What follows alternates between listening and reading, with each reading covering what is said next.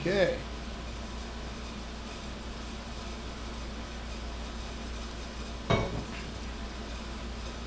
Thanks everyone for coming on.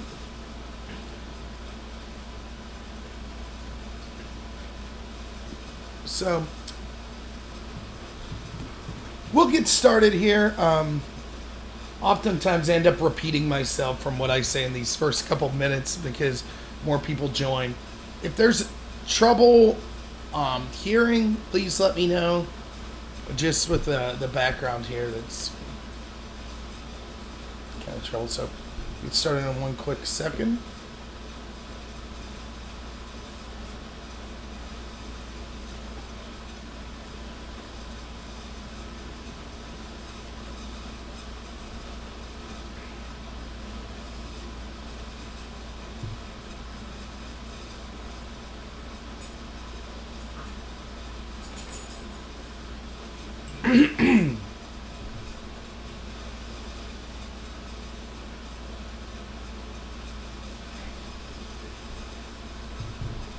So, I'll get started here, even though no one's watching right now, that's fine. It's kind of a weird time. I know people are at lunch, but I'm going to see The Lion King tonight at a drive-in, so I figured now would be a good time to get this in. So let's get started. I have a couple topics, but I'm willing to talk about anything people want. I'm going to try to not repeat myself from yesterday. So the first thing I wanted to talk about was immigration. Now, I know this is something that's been talked about before, but I haven't really been focusing on it lately, so I feel like it's worth mentioning because it's something that's discussed hyperbolically all the time. You have to excuse my meathead dogs barking in the background. One of the things that upsets me is oftentimes when we're arguing politics, we end up thinking that the other side is immoral or evil or something like that, as opposed to just disagreeing with them. And granted, I'm biased as someone who's conservative. One second, let me shut this door. Hey, keep it down.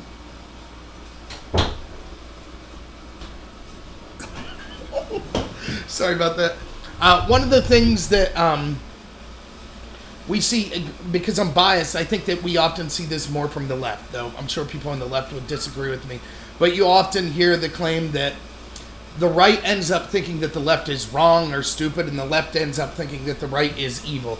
Well, this is backed up by Jonathan Haidt, who's a professor who started what's called Heterodox Academy, and it was kind of to show the influx of left and far left ideology in administrations and professors in academia.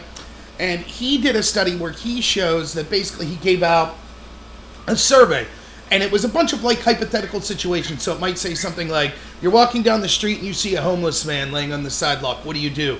And there's like 5 choices you could choose from. Then after he had people identify if they consider themselves right or left wing. Then after he did that, he gives the survey out again, but says, this time I want you to assume to answer as if you were on the opposite side. So if you're left wing, answer as if how you think the right would answer it. And the right was very good at answering how they thought the left would answer, but the left was absolutely terrible at choosing how they thought the right would answer. In fact, they always chose what they thought would be the most like grotesque, inhumane treatment. And this just goes to show, I think it backs up that, oftentimes people the old trope, if you're not a liberal when you're young, you have no heart. If you're not conservative when you're older, you have no brain. That old phrase, I think that goes to the idea that it seems oftentimes that people on the left just assume bad intentions or bad motivations of people on the right. I think, no, and again, I understand it could be on the opposite as well, but I don't think this is clear anywhere than it is with immigration. And it's almost laughable how stupid this ends up becoming because, hey, what's up, Dib? It's laughable because we end up seeing that they basically make excuses for the same thing, the exact same behavior when they were in power, but then they call anyone Nazis who is engaged in the same behavior that they were advocating, under Barack Obama in 2008 and beyond. So let's talk about the immigration policy specifically and what I'm talking about.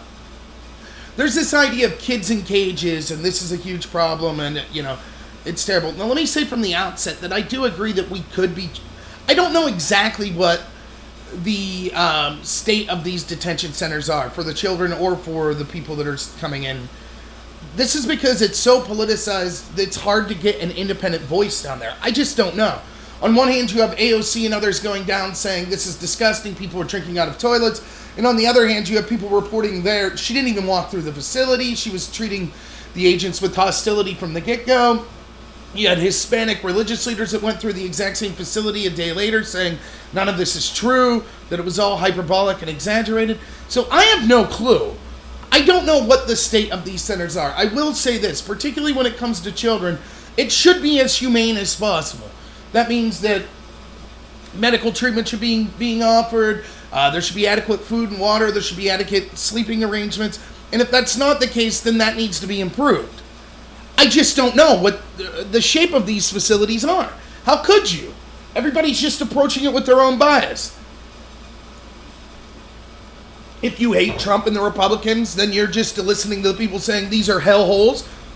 If you like Trump and the Republicans, then you're listening to the people saying the facilities aren't that bad at all. But here's what we do know, regardless of the shape. So one, I will say that I have no problem investigating the state of these facilities, and I do think that they should be as humane as possible. Now, there are things we do know, though. For example, the first thing we know is that both sides, regardless of the side saying the facilities aren't that bad or the ones that are saying they're terrible, agree that the situation could be made with more resources put there, could be made better. And we know for a fact that many people in the kind of progressive branch of the Democratic Party voted against sending any money to increase these facilities and to increase the humanity of these facilities and give more resources. That's unforgivable. If you say there's a problem down here, kids don't have beds, and then you vote against giving the money to send them beds, it's clear that you're not treating the problem seriously. And this is indicative of the entire way the left has handled this situation from the get-go. I mean, just the other day we saw, I think it was Matt Gaetz, I think that's Matt Gaetz, how you say his name, congressman who, on the panel he was on in the House, played the audio of Steny Hoyer, who's the whip, I believe, of the Democrats, laughing when suggested there was a border crisis or a humanitarian crisis as earlier as February and March. The Democrats repeatedly said, there is no crisis, it's manufactured. There is no crisis, it's manufactured. Now, this is because they're trying to claim there's no crisis because they don't care the negative effects that mass influx of illegal immigration has on the communities they go into. Remember, this, just like oftentimes it comes with these grand moralistic socialist policies, it's oftentimes that they prescribe to you and say morally this is the correct thing, things that they themselves are unwilling to do on their own. For example, they're all about integration, they live in gated communities. They don't want walls, they live with walls around their communities. So they don't care, and you can often see this when the elites in the entertainment industry and others start talking about this. The mask starts to slip, doesn't it? They'll start to say things like, who will water our lawns? Who will clean our homes? Yes, exactly. That's how you treat these people. And I'll get more to that idea later. Us that live in rural areas that water our own lawns and clean our own homes, we don't have a necessity for that sort of labor. So there's no conversation whatsoever on how this hurts the labor market, actually low-skilled labor in areas where a lot of these illegal immigrants go. By the way, that disproportionately affects African Americans. Yet, the same party that's supposedly all about black people has no problem importing all this labor to compete directly with them and usually putting them in cities where they happen to be living. So it seems nonsensical. The idea that, this was a made-up crisis. No, it wasn't. It was made up because they don't want to look at the economics of it, but we certainly already saw the humanitarian aspect of it being a crisis many, many months ago. For years we've known this.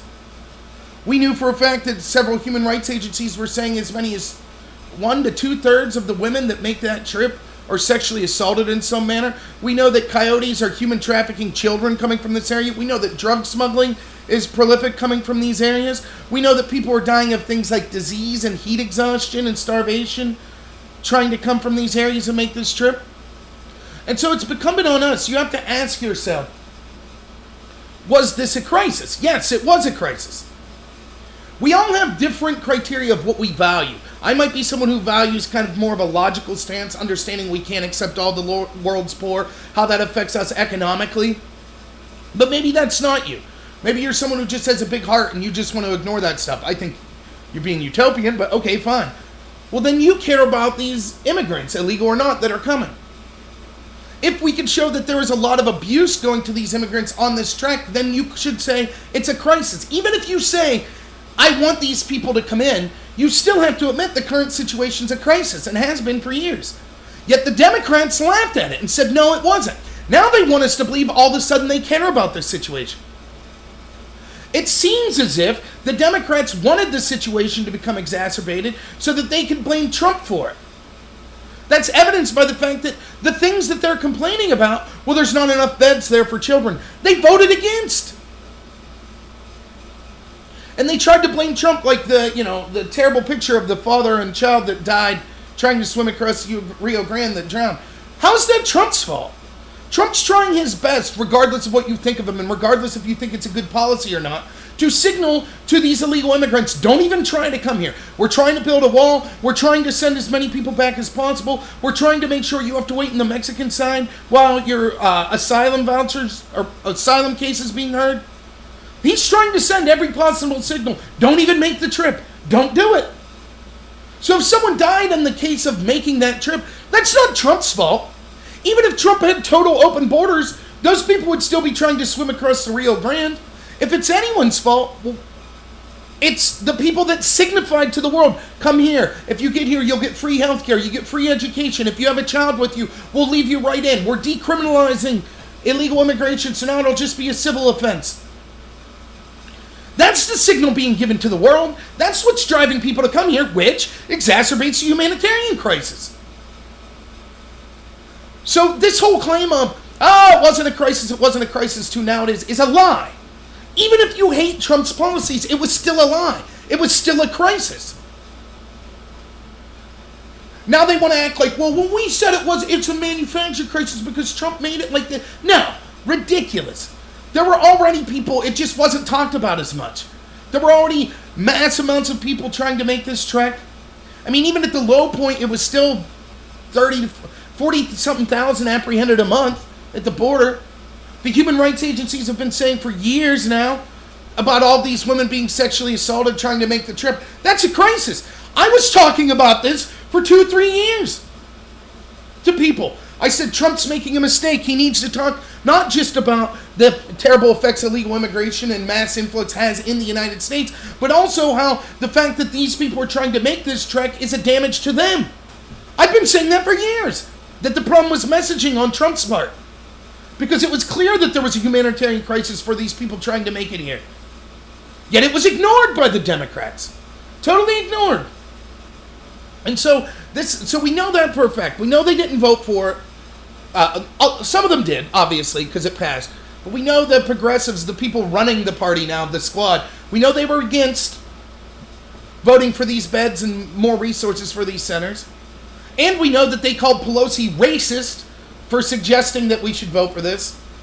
Another favorite tool of the cultural Marxist. So if you care about immigrant kids coming in and want them to have resources when they're being detained, then you're a disgusting person. It just makes no sense.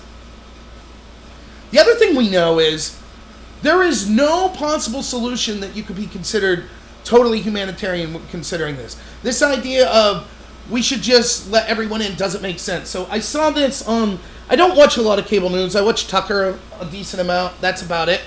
But sometimes I check out things.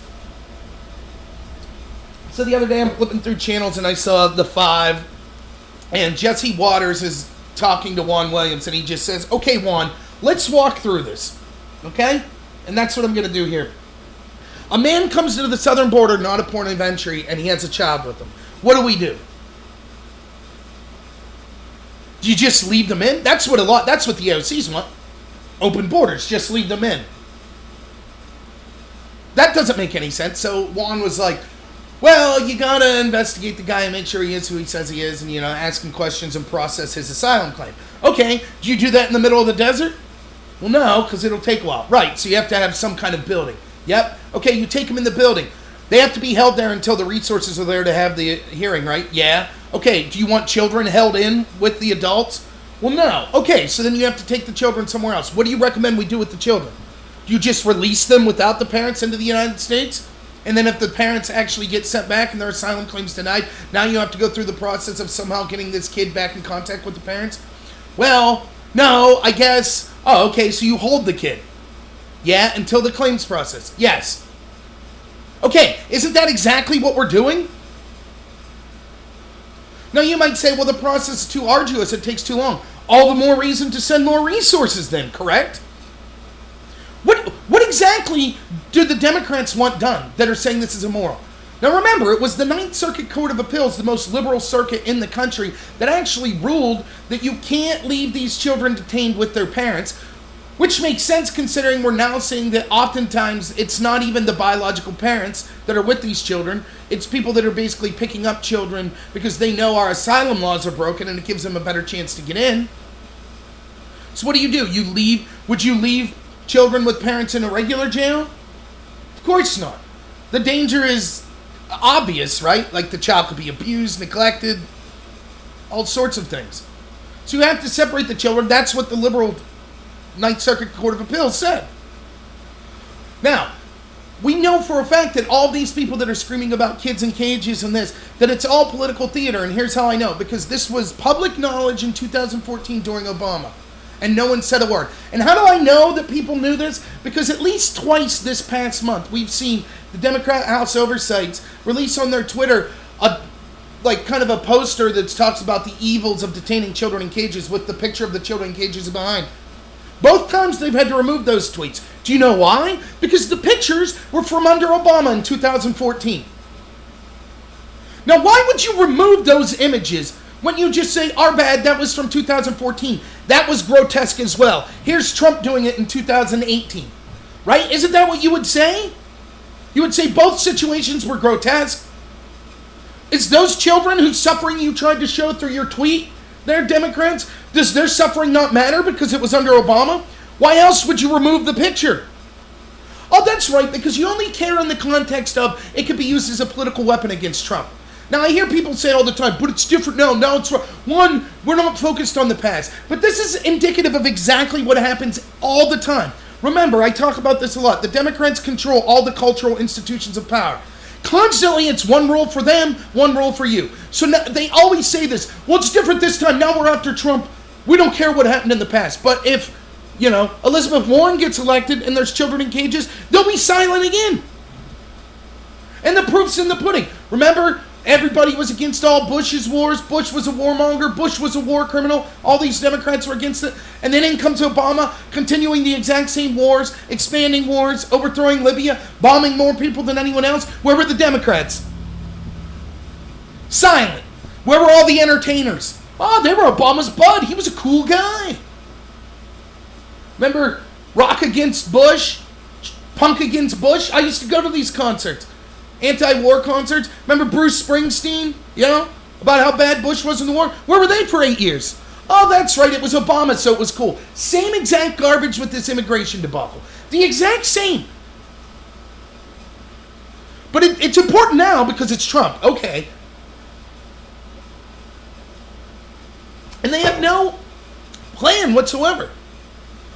Now, I watch, again, those of you who have been listening to me recently, I've been trying to expand to listen to liberal or Democratic commentators on YouTube. People like David Pakman. Smart guy. I would love the chance to debate him. And I've been listening to other people, my friend Basic Thoughts. And they have a lot of good things to say. One of the things that Pakman said is he was criticizing Dave Rubin's interview of Marianne Williamson. And he said, Rubin was like, what do you think about all these Democrats saying open borders? And Marianne says, no one's saying open borders. Well, again, it's a semantic game. Everyone raised their hand on stage and said they no longer want to criminalize illegal immigration. They want it to be a civil penalty, right? That's what they said. They said that they want to give free health benefits to everyone, illegal or not. So what do you call that? If it's a civil penalty, they don't want... I have not heard everyone complains about the detention centers, even in the first debate. My reaction to the first Democratic debate, I said this. I said... You had Julian Castro and others talking about, well, these detention centers are so terrible. So then I guess they don't want to detain people. So what's that look like? You come to the border, we just give you a slip of paper, say, have a good time, please show up to this hearing. We know over 90% of the people that we release and have show up to a hearing don't show up. And they want to make it decriminalized. And they said they don't want to make being an illegal immigrant reason enough to send you back. So what does that mean? If you get here, we leave you in, we don't detain you, we send you on your way, and it could be a civil penalty, so you have to pay some sort of fine, but it won't be a rough reason to send you back. That's open borders. Oh, and then we'll give you all free health care, and we'll probably give you the free education that we're talking about, up until college that people like Bernie are talking about. That's open borders. If it's not open borders, the very first thing you have to do is detain people at the border. That includes people that have a child with them. If that's what you believe, then guess what? There's going to be children in cages. So all of your hyperbolics about, oh, this is so evil, are worthless. You're either for open borders or you acknowledge that we need to be able to detain people. I guess the only other way would be to detain the adult but let the child come in and then go into the foster system. But that's not going to help. You're still separating families. You still have to place tons of resources then into a foster system. You still then provide the incentive to every illegal that wants to bring a kid to be like, if I just get to the border, they'll be entered into the U.S. foster system and made an American citizen, or at least allowed to stay in America for the rest of their life. It just doesn't make sense. You have to think about these things practically. I too would like, if it was up to me, if I was all powerful, I would want no human being in the world to have disease, to starve. I would want them to have clean water and shelter. I really mean that. But it is impossible to do that. For one country to do that for the entirety of the world. Impossible. We can't even take care of our own homeless. We can't even take care of our veterans. Our education system sucks. We can't get a credible healthcare system. Our infrastructure's crumbling. We have places in this country that don't have clean water, like Flint. How are we going to take care of the world's poor? But it makes no sense. What is and you ask just practical questions. Okay, you want to leave all these people in. What's the cutoff? What is the number where we can say that's too many? They won't give it to you. They won't answer. They just say more. We want more. We want more. Never mind that this helps the very people they're supposed to be against, right? All of these progressives that think like that. You know who else is on their side? Mega corporations, huge businesses that want the cheap labor. Isn't that strange bedfellows? And then once you start to realize, I talked about this several times in recent videos. How much of it is we actually want to help these people versus we want to screw over the people we don't like? We have contempt for what we think Americans look like or what we think Americans have done. You hear this all the time. It's always Americans' fault. Why are illegal immigrants falling? Ask AOC, ask Omar, ask a lot of these other Democrats, ask Julian Castro. What are they saying? Well, it's America's fault. Our policies have caused these countries to be crappy. Okay, well then end those policies. So whatever. I'm against most of the war on drugs. Sure, end those. But what does that mean we have to send money to these places? Absolutely ridiculous.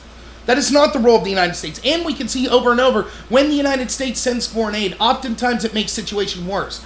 Because it ends up going to corrupt oligarchs in those places. It ends up making people relying on us. Like, for example, if we send cheap food to a place, it has cheap subsidized food. It has the countermeasure of local farmers that want to compete, can't compete with the cheap food that the United States is sending in, which means the local farmers never develop the trade and develop the land, which means these people become totally reliant on the United States. Just like kind of what I argue about the war on poverty in the United States. Once you make generation after generation reliant on government subsidies or government welfare, then they never are able to achieve the skills that would make them independent on their own. You're basically taking away their liberty, which is a terrible thing.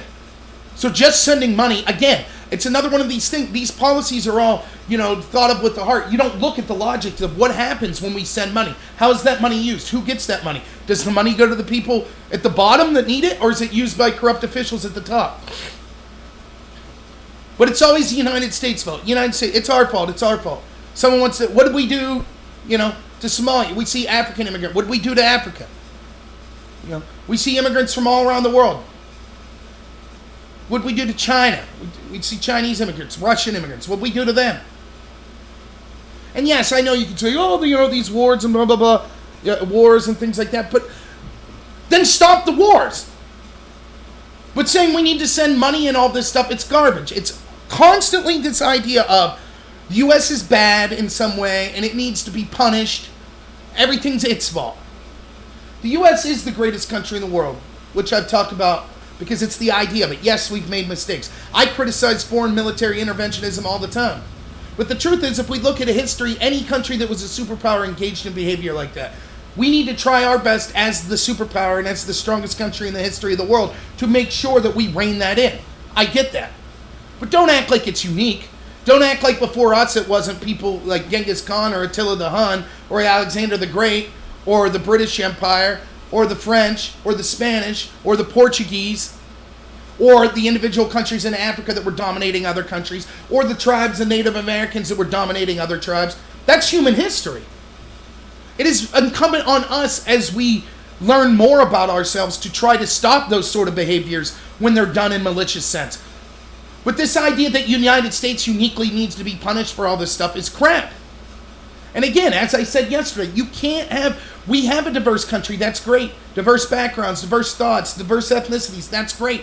The thing that keeps us together then isn't going to be we're all from the same area. It's that we all have the same ideal, the idea of freedom and personal liberty. If we don't have that, if we have people, a significant amount of people with power in this country that are saying, no, the U.S. is bad and we need to start it over, we need to tear down the whole system, how can we go on as a country? But nonetheless, what I'm saying is, I don't know, like Orwell said, a lot of the socialists, and I'm not saying everyone with this border policy or complaining about kids in cages are socialists, but he, although he was a socialist, recognized that a lot of socialists, it wasn't that they liked the poor or wanted to help the poor, it was that they hated the rich.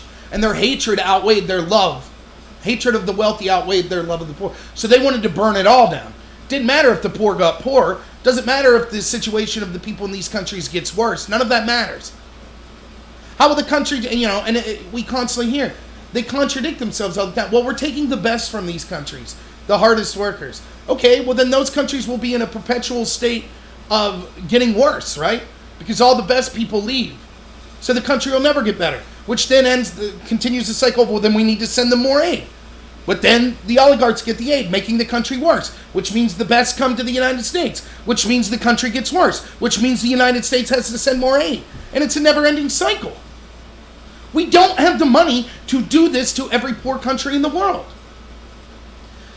We don't have the resources. And the other thing on this note is, oftentimes when you leave people speak, you can end up seeing that they're making contradictory arguments. So this is something I talk about often. And I talked about this in a live stream I did the other day with a friend of mine. There are two main arguments that you see with illegal immigrants and why they're good for the United States. The first argument is because they do the work that regular Americans are unwilling to do. And if those people weren't here, then all kinds of areas like our agricultural sector would collapse. You'd end up paying 5-6 times as much for your produce at the stores, which would harm a lot of people in this country. So that's the economic argument, right? I'm sure we've all heard this. Americans aren't willing to pick fruit. They aren't willing to be house cleaners. They aren't willing to do yard work at what's being offered. The second argument that's made is, and this is the more prevalent argument, is, oh, and it's our moral duty to accept all of these people. We have to accept all of them.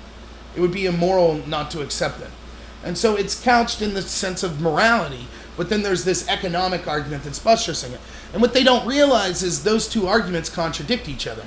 Because what you're saying when you make that argument is, in order for me to be comfortable and pay the prices that I'm willing to pay at the supermarket, I need people to work for next to nothing wages off the sweat of their brow.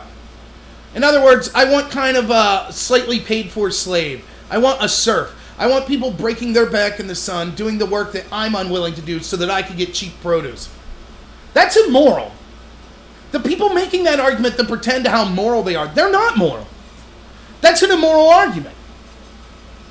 For my comfort, others must work cheaper than I would be willing to work.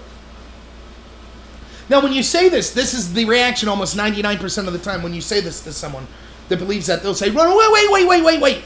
I don't want those illegal immigrants to be working poor. In fact, I think they should be paid a living wage. I think they should be paid exactly what an American citizen would be paid. Right? That's what they'll say. So I'm not immoral. Don't say that. Okay, then that counters your economic argument. If they're given all the rights of a U.S. worker, including things like healthcare, including like minimum wage laws, including OSHA laws that say that they have to have so many protections while they're working, guess what that means? That the people that are running these places that hire all these illegal immigrants now have to pay way more money, which means the cost of your produce goes way up. My argument is, if you're going to do that and mandate that these people pay the illegals more, then just leave the free market solve the position and make them pay Americans what they would be willing to work for in that job. Yeah, I've worked, I'm not going to claim I'm like some kind of big man, but I've worked like agricultural work that sucked for 2.5 years in the summer every year while I was in high school. I worked at a Christmas tree farm. It was brutal. Cutting and dragging trees, get really hot. I got paid, I think, $5.50 an hour is what a minimum wage was back then. It sucked. But if you were willing to pay more people would have done it. The fact that these places are unwilling to pay more is because they know the laws of supply and demand, right? There's going to be a produce business. And at some point, people will work that business. You just have to entice them with enough wages. Like, for example, did you ever see that stupid show with the crab fishermen? And how deadliest catch, right? It's supposed to be like the world's deadliest job. Why would you do that job? Why would you be in freezing cold places where you're constantly soaked, where you can't sleep?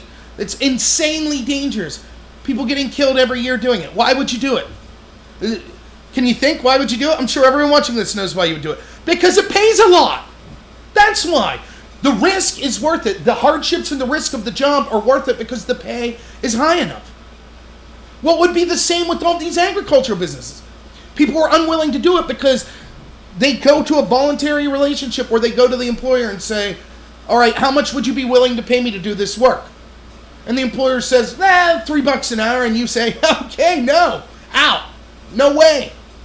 If the answer was $20 an hour, if it was $25 an hour, I bet you'd get a lot more people interested. And Milton Friedman, the economist, says this all the time. It's because, so look at it and like it's a little more complicated than just supply and demand, but not really. So the employers don't have to raise the prices because the supply of labor is artificially inflated by sending up these illegal immigrants. If the illegals weren't there, then the supply of labor would be what's in the country. They would be forced to pay a prevailing wage to entice people to be willing to do that labor. The opposite of that is someone who's selling your labor. You have the ability to you don't have as much of a demand to sell your labor if you're being given government benefits. So the more government programs you can get, and I'm not saying everyone abuses these programs, but welfare, food stamps, housing assistance, and things like that, you don't need to work a difficult job then. Disability claims. Again, I'm not saying that everyone who uses these programs or even the majority of them are fraudulent. I'm just saying, when those programs are offered, it doesn't seem to be a difficult choice to make. Geez, am I going to go for minimum wage, bust my butt in the hot sun, doing these jobs? Or leave someone else do it and I'll sit at home. We can't afford this. So the moral argument is garbage. It was the same with Obamacare. The moral argument with Obamacare was, it was as following. And oftentimes if you leave people that are talking about moral certitude and they're confident that you're an immoral person if you disagree with them, if you leave them talk, they'll out themselves often. So with Obamacare, the argument was this: we have a moral obligation, damn it, to give everyone health care. That's the way it should be. Moral obligation. And simultaneously, the fact that so many people are going to emergency rooms and not paying is driving up the cost of me and everyone else that do pay for health care. So it was the moral argument and the economic argument. Once more, those two arguments contradict each other. If people aren't getting health care, then how are your prices going up? What you're really trying to say is, I'm upset that I'm paying as much as I am for health care, and so I want a bunch of people that currently aren't using health care to also pay to lower my prices. That's what they're saying. And you know how I know this is true? Because did Obamacare put everyone on insurance? No. It ended up taxing a bunch of young people that weren't using the service, that couldn't afford it, so then they got taxed. And the people that need it most, like the illegal and the homeless, nothing changed with them. They still go to the emergency room when they want. They still don't get general practitioners, PCPs, and things like that. So, again, the moral argument was a faux argument. So, this idea with the immigration, there is no idea. I mean, it's quite clear that we just can't have open borders. And I know, open borders, no one said open borders. They don't have to call it by name. They need to get specific. Would you detain people? What would you do with the children? I mean, what's the answer? There is no easy answer. People act like keeping children in cages is always wrong. Okay, what will you do? Where do you send the kids? You just leave them with the parents come? What are you going to do then when a billion people show up with a kid and say, okay, I want in. Your laws say you can't detain me. You can't. Let me in. It's nonsense. And yeah, all these studies that talk about kind of the idea. Now, here's another thing, right?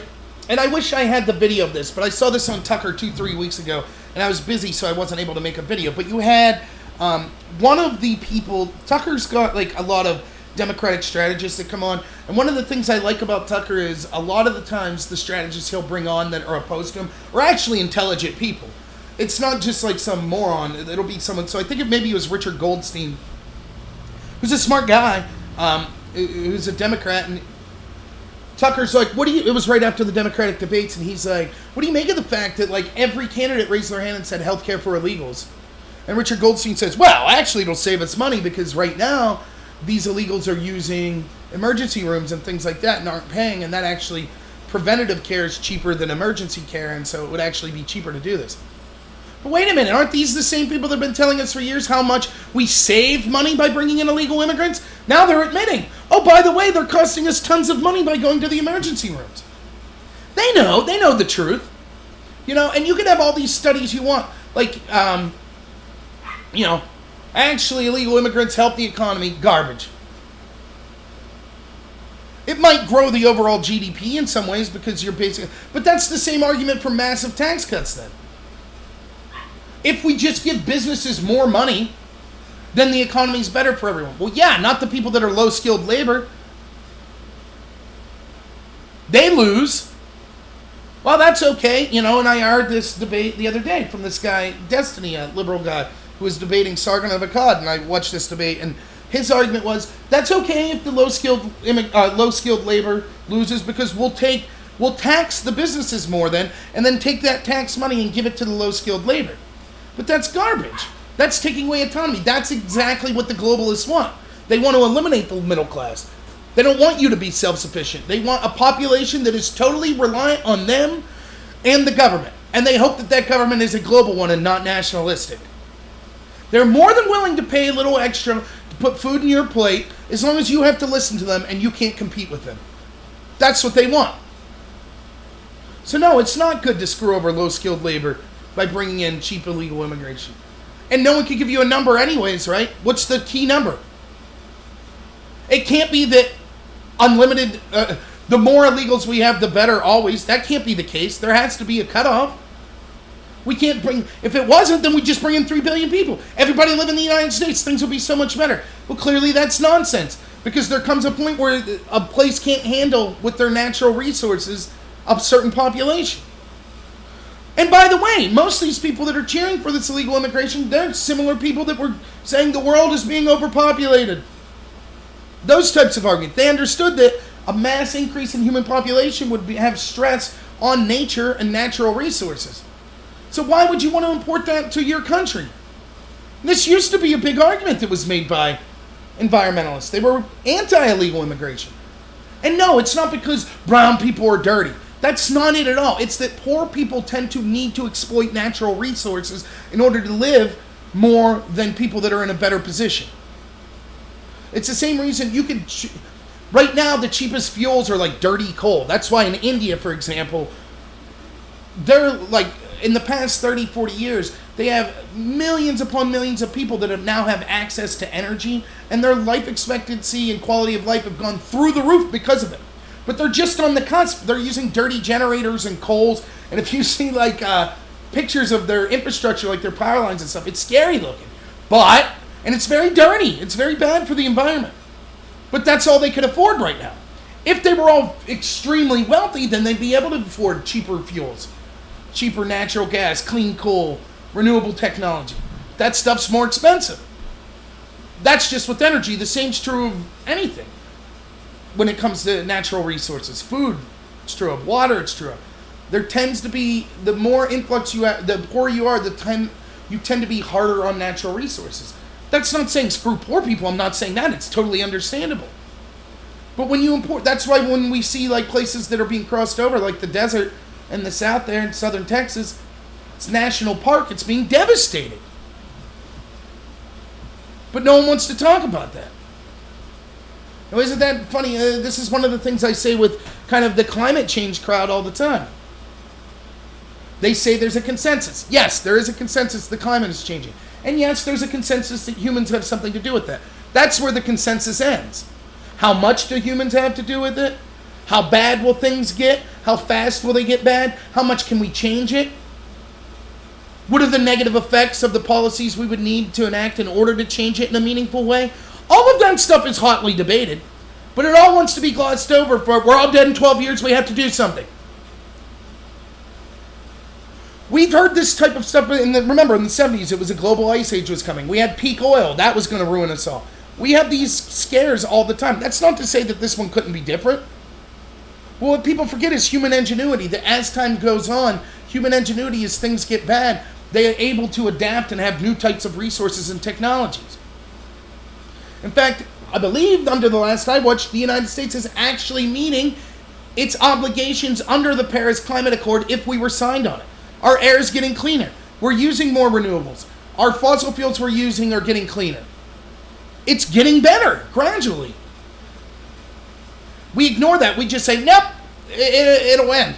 But when we do that, the only reason I'm bringing this up is we miss the trees for the forest, right? And so the same people that are yelling the loudest about climate change are living in communities where fecal matter's all over the streets, where hypodermic needles are everywhere, where the natural landscape is being devastated outside of these cities because of things like drug abuse in the homeless population, where overfishing's taking place. We have places like Flint that don't have clean drinking water. All sorts of actual stuff that we could literally see right in front of us that are damaging to the environment. And we could enact policies to change that. We could do it. But we don't, because we're more concerned about this bigger problem way out there. If we started to change the things close to us in our life, you're an environmentalist. I often say, I think it's funny, the best environmentalists I see, almost hands down, are avid hunters. They're the ones actually, instead of just protesting or yelling or saying vote for this, they're the ones on the weekends that are out having drives to clean up local forests. They're the ones that are donating money to things like trails and parks and things like that to keep them running. They're actually out there. They're doing this all the time. If more people did that, then the greater problem would be easier to solve. The idea of climate change. We'd all be more environmentally conscious. We'd have a lot more safe environmental resources. But instead, we ignore all that. We just talk about this big problem. It's the same with illegal immigration. We just talk about it in this big overarching step, but we don't solve the little things that we could solve, like putting a wall up. Is that the end all be all? No, but it's a good step. I also think that we need to go after people that intentionally hire illegal immigrants. To me, that's the first step. Take away the incentive for the jobs to exist, then the jobs won't exist, then the illegals won't have any reason to come. But it's just grandstanding. It is clear, as I've gone through. Again, I don't want these facilities to be bad. I want them to be well taken care of. I just don't know who to believe on them. But here's what I do know. I have to stress this. When I'm talking about the Democrats, I don't mean my friend. I don't mean the guy down the street. I don't mean the local county chair. I mean the people that are running the party. They said over and over this was a made-up crisis. Many people that are running that party, aka the squad, called anyone racist who even wanted to provide funding for these facilities so that the kids and the people detained had a better situation. And they basically want open borders. Now, they can call it what they want. And I saw, like I said, David Pakman was picking on Dave Rubin for saying this. I would love to debate David Pakman on that. Then what's their policy? Why hasn't anyone asked? It's incumbent on you when you're saying the policy of our opponents is that of the Nazis. They're running concentration camps. I would think that a good journalist would be like, oh, okay, then what's your suggestion? What's your policy then? But no, we don't have that, do we? We just allow this type of policy. And then when someone takes that rhetoric seriously, as was easy to predict, and goes and tries to kill a bunch of the Nazis running the concentration camps, using the same language that these politicians use, nothing, crickets. Now I gotta listen to AOC give a speech yesterday that says, Trump's rhetoric is just dangerous. It's leading to dangerous things, his rhetoric.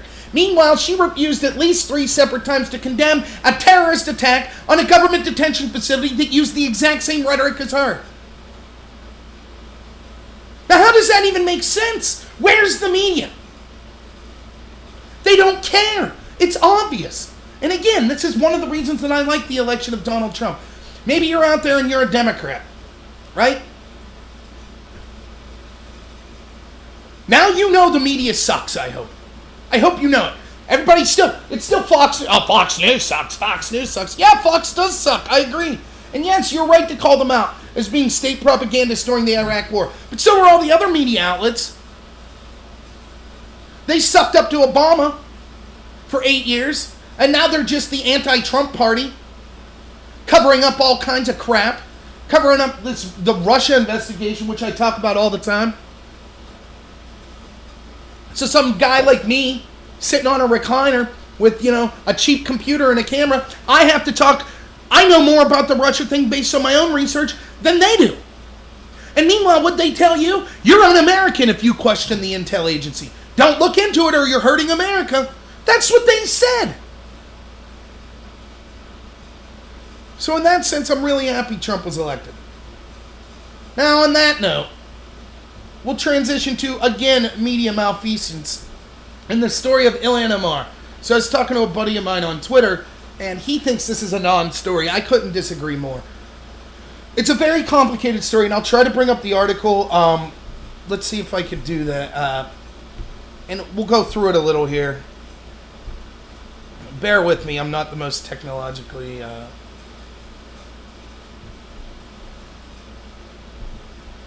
So... Whoop! If only it was that easy to lose weight in real life, huh? Okay. Now I won't be able to read comments while I'm doing this because I'm on my kind of encoder. Let's try to make it a little bigger here. All right. So let's go through the story. So in a nutshell, here's what's going on. Ilhan Omar is basically, it's been rumored, and there's been reporting on this from the Star Tribune that was kind of in her area in Minnesota, that there was some problems with her marriage. And now here's basically the total story, and we'll go through the details. She comes to the country as a 12-year-old, which none of this is her fault, by the way. And it turns out, it seems as if this is the accusation. We should wait. I think there's enough here for an investigation. I think there's enough here to show that it's beyond a preponderance of evidence that she's probably guilty of a lot of the things that this is accused. But it's not proof, and she does deserve, as far as I'm concerned, a fair trial or a fair investigation. Anyways, here's the accusation. She comes here when she's like 12, and her name's actually not Omar, it's Elmi. But there was an Omar family that actually was approved for refugee status, and so she and her sister and her father claimed to be part of that family in order to get this refugee status. Meanwhile, she had 2 sisters and a brother who got, keeping their original name, Elmi, got refugee status in the UK. Which, as this article makes clear, and this is where we'll start in this article, you can't blame her for what happened when she was 12. Like, that's, even though it was fraudulent and that she wasn't the daughter of who she was saying, she's 12. You blame the parents, you wouldn't blame her. But where she does become liable is that she then marries what appears to be her biological brother in order to get him citizenship in the United States. She then apparently lies because she filed for divorce, and there's this way of filing for divorce where most of the time, if me or you would file for divorce, both parties would show up, the husband and wife, and you kind of mediate or whatever. But if one of the parties can't be found, you can file for a divorce by yourself, basically. And you basically just have to prove, I don't know where my spouse is, but I would like to file for divorce. So that's what she did. But there's evidence that she actually did know, and she was meeting with them, and so she perjured herself when she testified in front of a court that she didn't have access to be able to find him. She also filed tax returns claiming that this person was her husband, and all of that would be fraudulent. And so each case, account of perjury, for example, which I believe this article says there could have been 8 of them, can hold up to 5 years in prison. So it's a big deal. Now, why is this a big deal? Does this justify chance of sending her back or anything like that? I didn't like the chance to send her back. I talked about this yesterday, so I won't go into it too much. But I didn't think it was racist, and I think it's from a group of people that Omar herself 2 days ago tweeted out an article that said all Trump supporters are racist.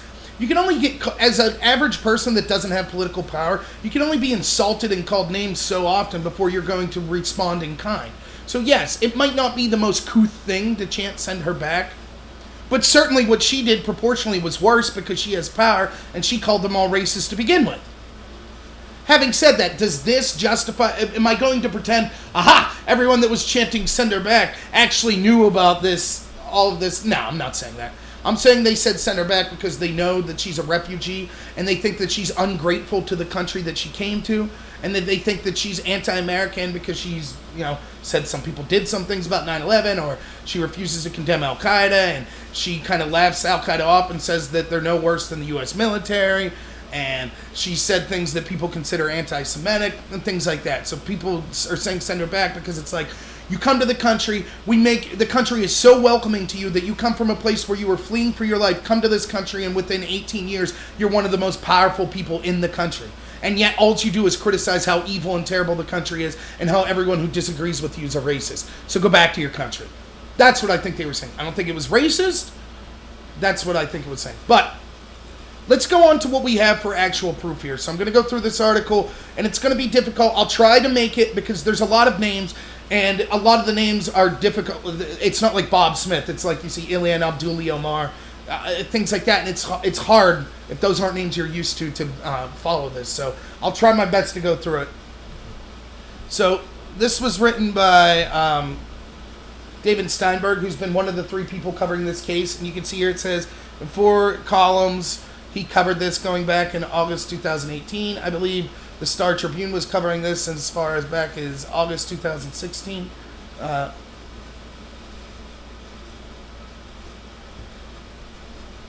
So let's start here. The complicated moral question of fraud, let alone fault, among this 1990s wave of refugees escaping civil war, and this is talking about Somalia, will never be answered with accurate statistics. We'll have to settle for adjectives like widespread and rampant. Yet the negative outcomes can't be ignored. Even refugees with strong desire to assimilate in Western civic order are hampered by the possible discovery of conflicting documents. It becomes leverage against their community that's already difficult to police. And that's true. Like, look, you can't hardly blame someone if they're fleeing a war-torn area for actually, wanting to come to the United States. No one's saying that, right? And I'm not blaming Omar herself as a 12-year-old for this. So we'll continue. 12-year-old Illhan Omar had no say in the manner in which she arrived in the United States. However, U.S. Congresswoman Ilhan Omar is now under scrutiny for acts she began taking in 2009, not 1995. In 2009, Omar was a 26-year-old U.S. citizen. She had been a citizen for nearly 9 years. Additionally, the foreign national Omar apparently helped commit fraud was not fleeing hell in 2009 either. Ahmed Nur Saad Elmi was a longtime citizen of the UK. He even possessed a high school diploma from the United States. Elmi attended a St. Paul, Minnesota high school for his senior year and graduated before returning to London.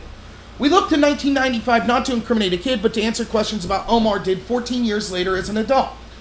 Please read the verified evidence below and read it alongside the 3 years of verified evidence published by Scott Johnson, Preya Samsander, and myself. The answers to those questions about 2009 appear to give probable cause, which is exactly what I'm claiming, to investigate Omar for 8 instances of perjury, immigration fraud, marriage fraud, and up to 8 years of state and federal tax fraud, 2 years of federal student loan fraud, and bigamy. To be clear, the facts describe perhaps the most extensive spree of illegal misconduct committed by a House member in American history. Now let's stop right here for a minute. Let's look at the double standard. These facts have been being reported on for at least 2 years by people in the local the Tribune Star. That's a local paper in Minnesota. Yet it's basically been covered up. Omar herself just screams racism and bigotry every time it's talked about, which again shows the danger of this identity politics, because it's like, now we can't criticize people based on where they're from or their color. That's absolutely absurd. But look at the double standard between what you'll see here of verified evidence we can see versus every investigation into Trump. I mean, for God's sakes, there was a court case that basically said, upheld that Democrats are allowed to get Trump's financial records because we just assume he did something illegal at some point.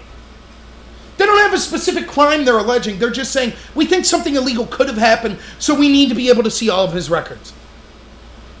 That's the stance that they take on Trump. Any evidence is good evidence. It doesn't matter if it's hearsay, if it was bought and paid for by Hillary, if it was sourced by Kremlin officials, if it's just utter and obvious nonsense. It doesn't matter. If it's against Trump or even to most Republicans, good enough to investigate. Yet here, when we see all this evidence, not only is it not being investigated, but you're screamed racist if you talk about it. Remember, journalists don't need definitive proof to investigate something. They overturn every area of Donald Trump's life, anyone connected to him, any Republican, just because, on a whim, on a rumor. Remember the Kavanaugh situation? Gang rapes being talked about on national TV by Avenatti's client Swetnick? Good enough for the media. Remember the Covington kids? A smirk by a kid in a MAGA hat? Good enough for the media to run that narrative. Yet here, when we're actually talking about someone in a position of power, Illhan Omar, and we actually have actual evidence, they don't want to touch it. Yet people like Jim Acosta saying, she denied it. Only a racist would pursue this. It's nonsense. It's the same garbage. Go back and watch my video, the first video I did on Epstein. My take on it was, yes, all the takes that a lot of other people have on Epstein. But when they asked the investigators, why did you start the investigation now? Or why you file charges now? They said, well, we had help from investigative journalists. Which is a good thing, right? Hey, good. Journalists help maybe bring a monster to justice. But it's also a bad thing because we've known about this since 2009. Where the heck were all these investigators?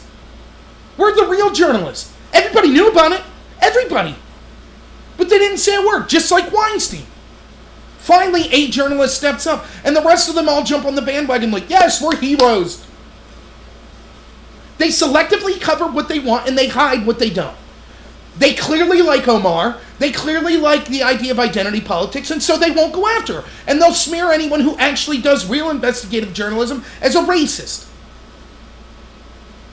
All right, we'll proceed now that we got that rant out of us. The preceding info was given to me by multiple sources within the Minneapolis, Somalia community. The verifiable evidence corroborating their information follows below. In 1995, Ilhan entered the United States as a fraudulent member of the Omar family. That is not her family. The Omar family is a second, unrelated family which was being granted asylum by the U.S. The Omars allowed Ilhan, her genetic sister Sarah, and her genetic father Noor Said to use false names to apply for asylum as members of the Omar family. Ilhan's genetic family split up at this time. The above three received asylum in the United States, where Ilhan's three other siblings, using their real names, managed to get asylum in the UK. Ilhan Abdulli Omar's name, before applying for asylum, was Ilhan Noor Saad Elmi. Her father's name before applying for asylum was Noor Saad Elmi Muhammad. Her sister Sarah Noor's name before applying for asylum was Sarah Noor Saad Elmi. Her three siblings who were granted asylum by the United Kingdoms are Leila Noor Saad Elmi, Muhammad Noor Saad Elmi, and Ahmed Noor Saad Elmi. So, just to not get confused, the last name Omar, they were actually all Elmis, was their last name, is what this is alleging. So, I know there's a lot of names there, like several middle names and things like that. But she was an Elmi and then switched to Omar, along with her sister and her dad, in order to get asylum. Ilhan and Ahmed married in 2009. Presumably to benefit in some way from a fraudulent marriage. They didn't divorce until 2017. Now here's a nice graph, which if you want to pause later and look at, it shows exactly what they're alleged, and it kind of breaks it down easier for you, but everything that I'm talking about is just describing what's in this chart. Confirming some of the above information as it might appear in the 1995 U.S. immigration papers is not difficult. A basic background search shows that Noor Omar Muhammad, Ilhan Abdulli Omar, and Sarah Noor, those are the three, that's Ilhan Omar and her dad and her sister, all received Social Security numbers in 95 or 96 in Virginia. Verified address records show adult members of the Omars living at 3 addresses in Arlington, which we don't need to give those. UK records of the relevant individuals are similarly easily defined. Try with the SimpleAncestry.com account and similar online tools. There appears to only be one Leila Nur Saeed Elmi, only one Mohammed Nur Saeed Elmi, and only one Ahmed Nur Saeed Elmi in the UK. The remaining evidence below verifies that there's sibling relationships between Ilhan and the man who would later become her husband, Ahmed. Sarah Noor is the only person Illhan Omar has ever publicly identified as her sister. Ilhan and Sarah have also publicly and often referred to the same man as their father. And per Preya Samsudder's 2016 investigation, they both identified this man as Nur Saad. So here we see a Facebook post where Sarah Noor is with the man Nur Saad. That's her father's real name. Remember, let's go back up. Her father's real name was... Let's find it.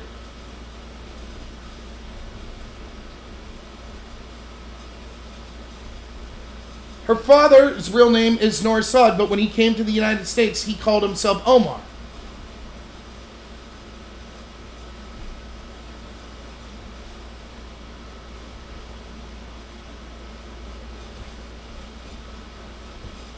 Sorry for that. But here's a Facebook where her sister Sanor is talking to Nur Saad. She says, I love my father. Besides being an awesome dad, he also ends up being... So she's saying, this man, Nur Saad, is my father. Okay? That's Ilhan's sister saying that. The above image is a screenshot of Ilhan's sister Sarah Noor's confirmed Facebook account. It was published in 2016. He identifies himself as Nur Saad. See below, this is a screenshot of his current Facebook account. As of this article's publication, it's active and searchable by anyone online. So he's calling himself his original name before he was an Omar. Note that this thumbnail has Layla Kilmi listed as a friend of Nur Saad. In 2018, I published a series of articles investigating Ilhan's past. This account name changed from Layla Elmi. Remember, Elmi. All of these family were Elmis. 3 of them became Omars when they came to the United States. 3 of them kept their names as Elmis when they stayed in the UK. So this account, Layla Kilmi, in 2018, the account name changed from Layla Elmi, which was the name of the biological sister of Illhan Omar, who was actually Ilhan Elmi, and she changed her name to Layla Kilmi, or Kilmi. However, the URL still didn't change, as you can see right here. It still says Layla Elmi. So after this was published upon in 2016, the person accused of being her biological sister changed her Facebook account. This same person is saying Omar's dad is friends with Omar's dad, who's going by the name that he had before he came to the United States. I know this all sounds very confusing, but basically what this is saying is the woman that's being accused of being Omar's biological sister has connections with Facebook with Omar's dad. Omar's dad's going by his name before he claimed to be a member of the Omar family. And her sister not only is friends with Omar's dad there, but changed her name once it was discovered. Hey, wait a minute, isn't this Omar's biological sister? But we could still see that it was. Now, below, see the 1997 marriage certificate for the only Leila Nur Saeed Elmi listed in the United Kingdom. I retrieved this copy from government records in London. Note that the date in the document's right corner. This is a public record. Anyone can see it. Note that she lists her father's name as being Nur Saeed Elmi. Who's Nur Saeed? Omar's father, who calls himself Nur Saeed. So this woman is claiming Omar's father is also her father. That would make them sisters. So far, we have verifiable evidence that Ilhan Abdullah Omar, Saha Noor, and Leila Nur Saeed Elmi referring to their respective fathers as Nur Saeed or Nur Saeed Elmi. Next, we have verifiable evidence showing that the 3 are sisters and all are referring to the same man. See below. These 2 posts appeared in Illhan Omar's confirmed Instagram account in 2013 and 15, respectively. Instagram user Hammy became the blue-checked Illhan MN account at some point in 2016. A cursory search through older posts on the Illhan MN account reveals many instances of commentators addressing Illhan MN as Hammy. So that's just saying Hammy, this account we're going to see, actually became the account of Illhan Omar's official Instagram account now. In August 2016, after Scott Johnson and Preya Samsudder originally broke the story about the cousins' marriage, the below post disappeared from her Instagram account. However, a source within the Minneapolis Somali community had downloaded much of the Instagram account before the posts were deleted.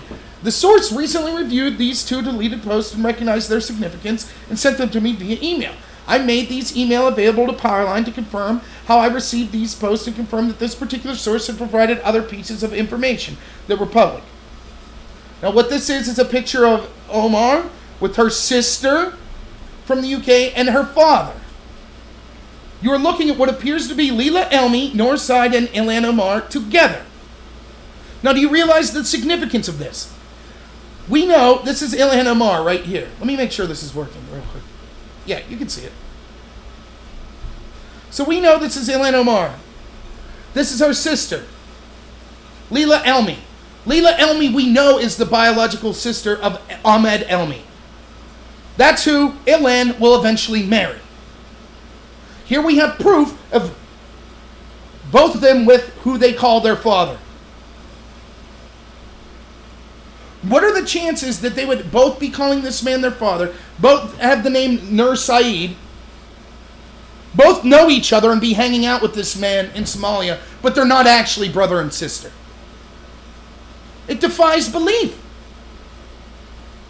You're looking at what appears to be Leila Elmi, Noor Said, and Ilhan Omar together. According to Ilhan, they were pictured in an August 2011 trip to East Africa. Now see below. You're looking at what appears to be Leila Elmi in white, Ilhan in black, and Ilhan's amazing caption in red.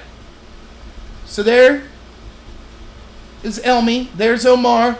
I heart my sisters, is what she writes. Further, the above post with the hashtag London trip depicts Ilhan Omar's infamous 2015 trip to the UK. This is the same trip on which Ilhan was photographed with Ahmed Noor Said Elmi himself, her husband. There she is, in the UK. That's her husband that she's testifying when she files for a divorce that she can't find the whereabouts of. She has no idea where he is. Below, see one more piece establishing Leila Elmi as Ilhan's sister. This post is currently live and I've archived it. December 2016, Ilhan reported she was harassed by a cab driver in Washington. She claimed the driver called her ISIS and threatened to remove her hijab. A few days later, Ilhan filed a report with the D.C. Department for Hire Vehicles and D.C. Office of Human Rights. Ilhan initially stated she was accompanied in the cab by her sister. A Star Tribune reporter in 2016 claimed to have a copy of her complaint, and that it stated she had been in the cab with her sister. A few months ago, I received a copy of Ilhan's report via FOI, Freedom of Information Act request. The description of the person Ilhan had in the cab is now redacted.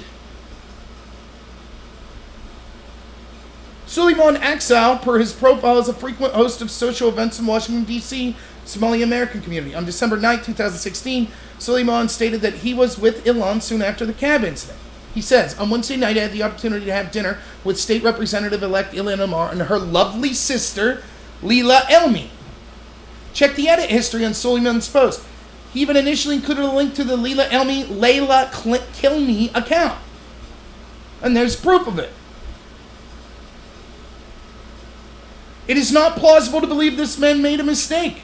One would have to believe that, one, he had dinner with Ilhan and a second woman. Second, that the woman was introduced to him as anyone not his sister. And third, a couple days later, he makes the 1 in 7 billion mistake of misremembering this woman as Ilhan Omar's lovely sister, Leila Elmi. Do you understand what this is saying?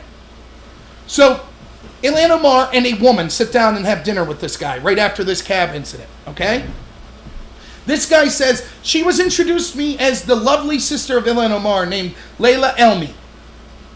He would have to be mistaken about that woman's name and about the fact she was introduced as a sister and basically come up with that name out of the ether of 7 billion people. Mistakenly come up with that name and mistakenly come up with the claim that it was her sister.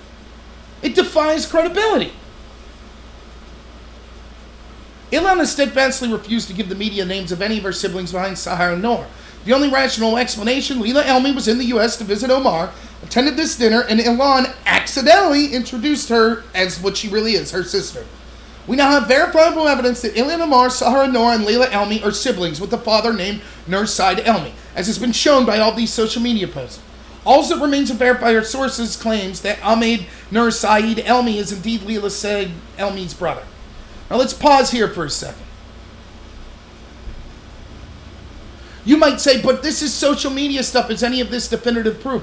No. But again, it speaks quite heavily to that it is likely to be the case that all of these social media posts wouldn't be wrong, that all of these pictures when we see these people together wouldn't be wrong. And investigative journalists don't need proof beyond a reasonable doubt in order to investigate.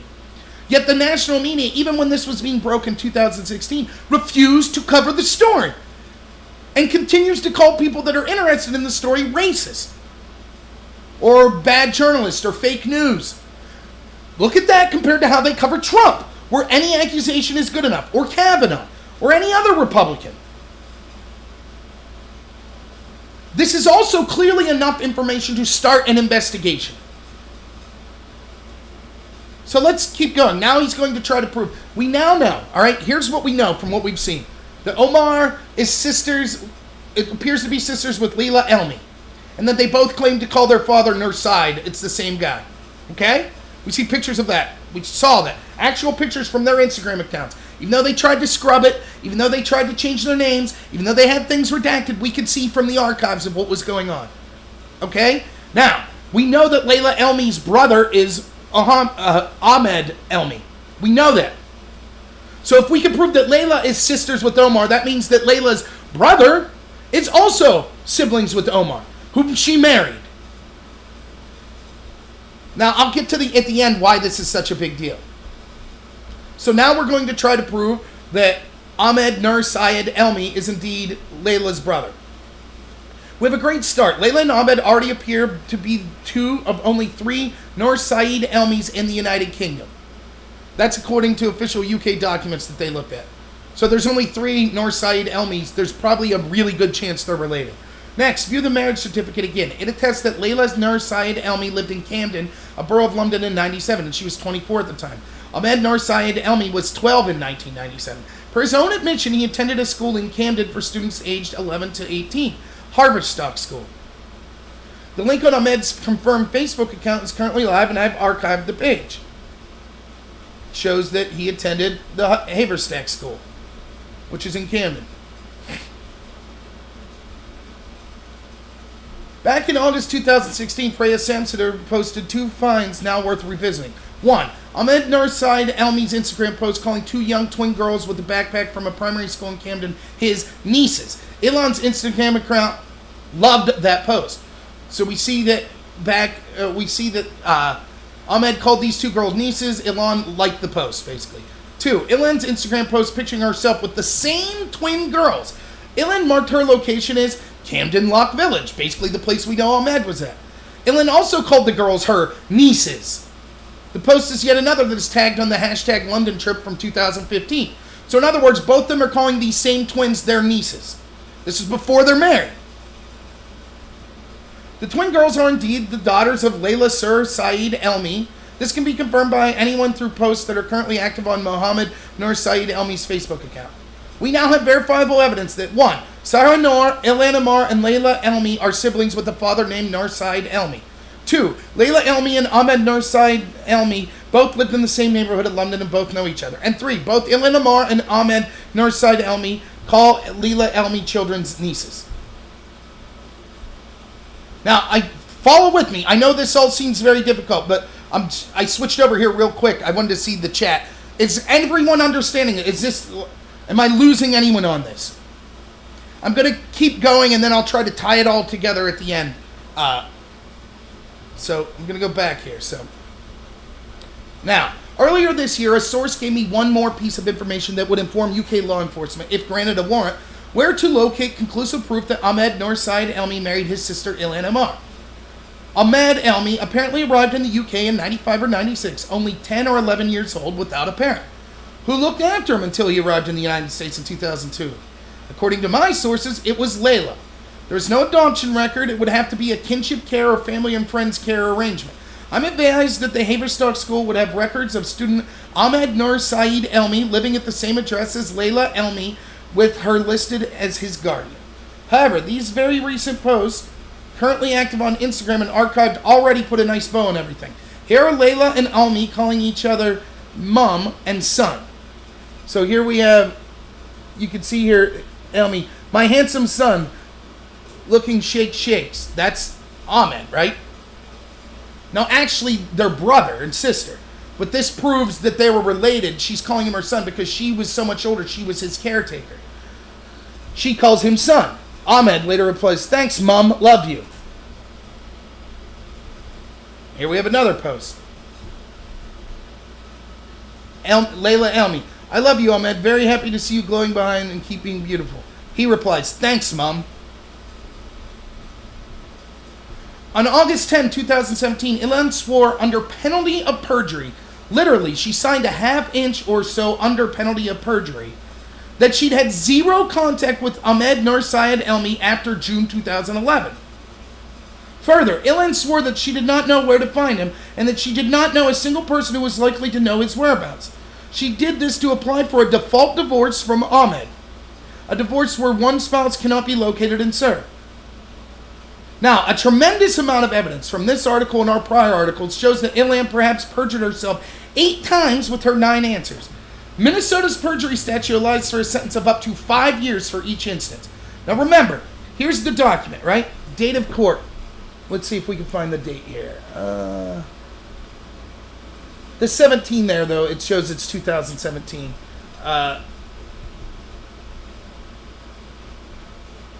There we go. 8/2/2017. "I declare under penalty of perjury everything I've said in this document is true." 8/2/2017. Illhan Omar. Let's just go up real quick. So, August of 2017, she's saying, "I haven't seen this gentleman since 2011. That's what she's saying, right?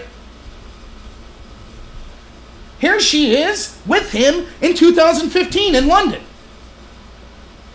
Now, even if you're confused about all this, wait a minute, brother, sister, married, fraud, and all this, just know this. She files for a divorce in 2017, says, "I have not seen my husband since 2011. I have no idea where he's been." That's in 2017 she files for this divorce. We have pictures from her own social media accounts showing her standing with the guy in 2015. So even if you don't think, well, maybe with this and maybe it's not, despite all the evidence, you don't think it's proof worth investigating of the brother and sister and the marriage fraud and all that. We know that she perjured herself. That's definitively proven. Yet Jim Acosta and all these people in the national media want to bury this story, want to call you a racist for looking into it. This may be the least worrisome of her current legal exposures. Consider the disturbingly inadequate evidence used to obtain FISA warrants on members of Donald Trump's 2016 presidential campaign. Yeah, you think? Carter Page still walks free. No one was charged with any of the crimes that were listed in the dossier, yet we have FISA warrants violating not just an investigation, a regular investigation, a secret court that justified things like wiretapping, based on evidence paid for by Hillary Clinton's team, sourced by Kremlin officials. If that's reason enough to investigate, why wouldn't this be? Consider the Democratic representatives have demanded that Attorney General William Barr release grand jury testimony, itself an illegal act. Yet here we have, and here's where we'll summarize, verifiable UK and US marriage records, verifiable address records, time-stamped, traceable, archived online communication, convictions and settlements based upon social media evidence are commonplace, Anthony Weiner being someone who was convicted based on it. Background check confirmation of social security numbers and birth dates. Archived court documents signed under the penalty of perjury. Photos which can be examined to rule out digital manipulation. 2019 Minnesota Campaign Finance and Public Disclosure Board investigation, which found Omar filed illegal joint tax returns with a man who was not her husband in at least 2014 and 15. 3 years of evidence published across many articles, none of which has been shown to be incorrect or have even been challenged with contradictory evidence by Omar or any other sources. Perjury evidence that stands on its own, regardless of who she married. Long after June 2011, she was clearly in contact with the only man in either the U.S. or the U.K. with the same name and birth date as the man she married. She was clearly in contact with several people who were in contact with him. Further, Preyes Samsador did contact him, published how she managed to contact him, and published his email admitting to being photographed with Omar in London in 2015. To be clear, Omar was legally married to an Ahmed Nur Syed Elmi at the time she was photographed next to a man who admits that his name is Ahmed Nur Syed Elmi and that he is in the photo. Do you understand that? What are the chances? We can't even, all the documents show there's not another man with that name in the UK. There's not even another person. There's only 3 people with that surname in the UK. This man admits that's his name. We know that a man with that name was married to her. This man admits to being in the picture with her in 2015. What are the chances that it's a different man who looks exactly the same with the exact same name who was in a picture? None. Sensitor published all of his information on how to contact Elmi a few months before Omar swore to the 9-question court document. In other words, a journalist was able to find her husband before she testified, I haven't been able to contact my husband in 8 years. I have no idea where he is. Now, this isn't someone who doesn't have access to resource. At this point, she was already a state representative in Minnesota. So clearly, if it was your husband, and it wasn't, even a journalist was easily able to find him, wouldn't you be going out of your way to try to make contact with him? But not her. She was unable. Representative Omar refused all inquiries from her constituents, elected officials, and media outlets to provide any specific evidence contradicting even a single allegation suggested by 3 years of now public information. In fact, Omar has responded by making information less available. In August 2016, after Scott Johnson and Preya Sansider posted the allegation, Omar's verified social media accounts were taken offline. Ahmed Nursaid Elmi's social media accounts were also taken offline. When the accounts returned, a large amount of potentially incriminating evidence had been verifiably deleted. I found and published at least 10 additional before and after instances of evidence still being deleted in 2018. Omar has released carefully worded Clintonian statements that denigrate those seeking answers from her as racist. She has repeatedly refused to answer questions or issue anything other than public relations statements. I have a large amount of information we have not published for reasons including the protection of sources. Sources have expressed fear regarding published video and photo evidence confirming threats from Omar's campaign. Threats from her campaign. Isn't it her that was saying Trump's evil because he said things and then people threatened her? But her team actually threatening people that want to blow the whistle on her. No big deal. These sources have shared other evidence of threats. I've contacted the federal authorities to share this and other unpublished information. Providing knowingly false information to the DOJ is a serious crime. In other words, he's saying, if I did this and I'm lying, that's a crime and I could be held accountable. He summarizes. I believe Scott, Preya, and me, with our 3 years of articles, columns, and posts, have provided more than enough evidence to give law enforcement authorities probable cause to open an investigation. Now would be the chance for law enforcement, and especially Representative Illhan Omar's House colleagues, to make a sincere stand against corruption and for the uniform application of the law. Now you saw the pictures. You saw the evidence. The only thing I've heard against this, the only thing is racism. It's racism. It's racist. Oh, you got a question about that? It's racist. Now, does anyone wonder why when they say, oh, Trump's tweet was racist? No one takes him seriously anymore. If this was someone else, if this was Trump, if we found out that he had filed for some sort of divorce and we perjured himself, or we found out that he married a sibling, it would be front page news all over the world every day, all day, until an investigation was complete. But no, not here. Now, why is this a big deal? Okay, Belle, you say she was only 12. Absolutely. Okay? She should not be held accountable for crimes when she was not an adult. When I was 12, if my parents took me to Ireland or any country in the world, said that my name wasn't what it was in order so that I could seek citizenship there, that's not on me. And that's not on Ilhan Omar.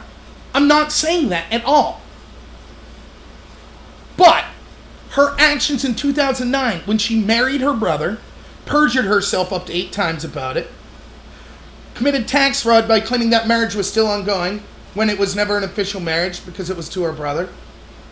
Those are serious crimes and help with immigration fraud. Serious crimes. We were told over and over, the case that just ended, by the way, without a conviction, that Trump trying to pay off an extortionist by the name of Stormy Daniels, oh, how big of a crime that would be impeachable. That's a huge deal. Yet here, nothing. Crickets. Reporting since 2016. No one wants to cover it. Why? What's the difference? One has an R next to her name and the other has a D. That's the difference. It's constantly the case. We see it over and over and over. So should Omar be held accountable for immigration fraud for herself coming here when she was 12? No. She should be held accountable for immigration fraud for knowingly marrying her brother to get him citizenship. She should be held accountable for tax fraud that came with that marriage. She should be held accountable with perjury, claiming she hadn't heard from him since 2011, when we have pictures that she posted herself of her with him in 2015.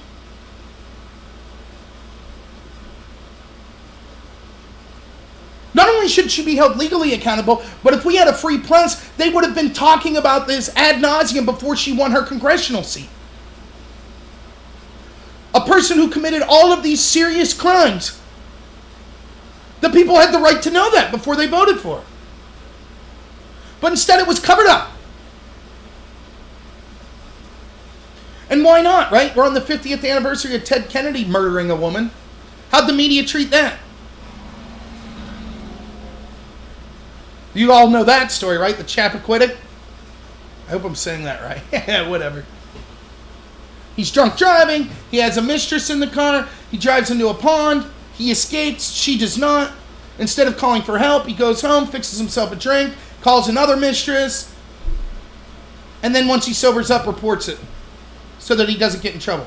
Dead. Murder.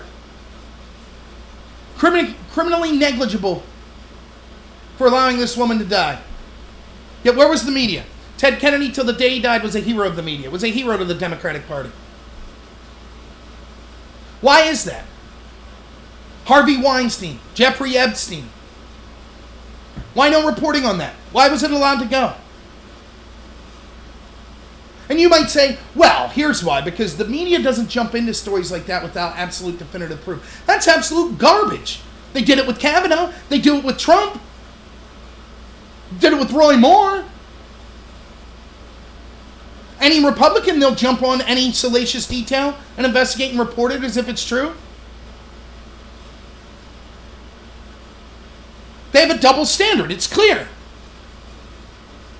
While they're doing it to Kavanaugh, are they looking into the allegations of Keith Ellison, which we had more proof of, that he beat his girlfriend?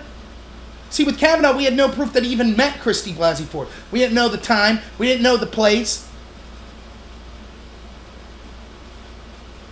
There was no witnesses that were told at the time. There was no mention of it until 20 years later. No police were contacted with Ellison. We knew the exact times that the supposed attacks happened. We knew the exact place. We knew that friends were told contemporaneously. We knew that the police were contacted at the time of these events. Yet the media didn't cover any of that. None of it. And Ellison was elected as AG of Minnesota, I think. They say any accusation of sexual assault, particular children, should have to step down. Bob Menendez, Democratic Senator of New Jersey, accused, actually had a trial, and they said, let's wait until the end of the trial. We don't want to talk about it. They didn't demand he step down, did they? Now, I don't mind waiting until the end of the trial. That's fine. But you don't selectively pick based on your political ideology. How many girls could have been saved in the Epstein case had the 2002 article that journalist wrote not been scrapped? If reporters who had heard these allegations actually reported on them, how many girls could have been saved? Same with Harvey Weinstein. Instead, we have so-called Me Too feminists that are saying things like Meryl Streep, Harvey Weinstein is a god. But that's a big feminist. That's someone that'll tell me and you how misogynistic we are. Isn't that indicative of all these cultural institutions of power we talk about all the time, right?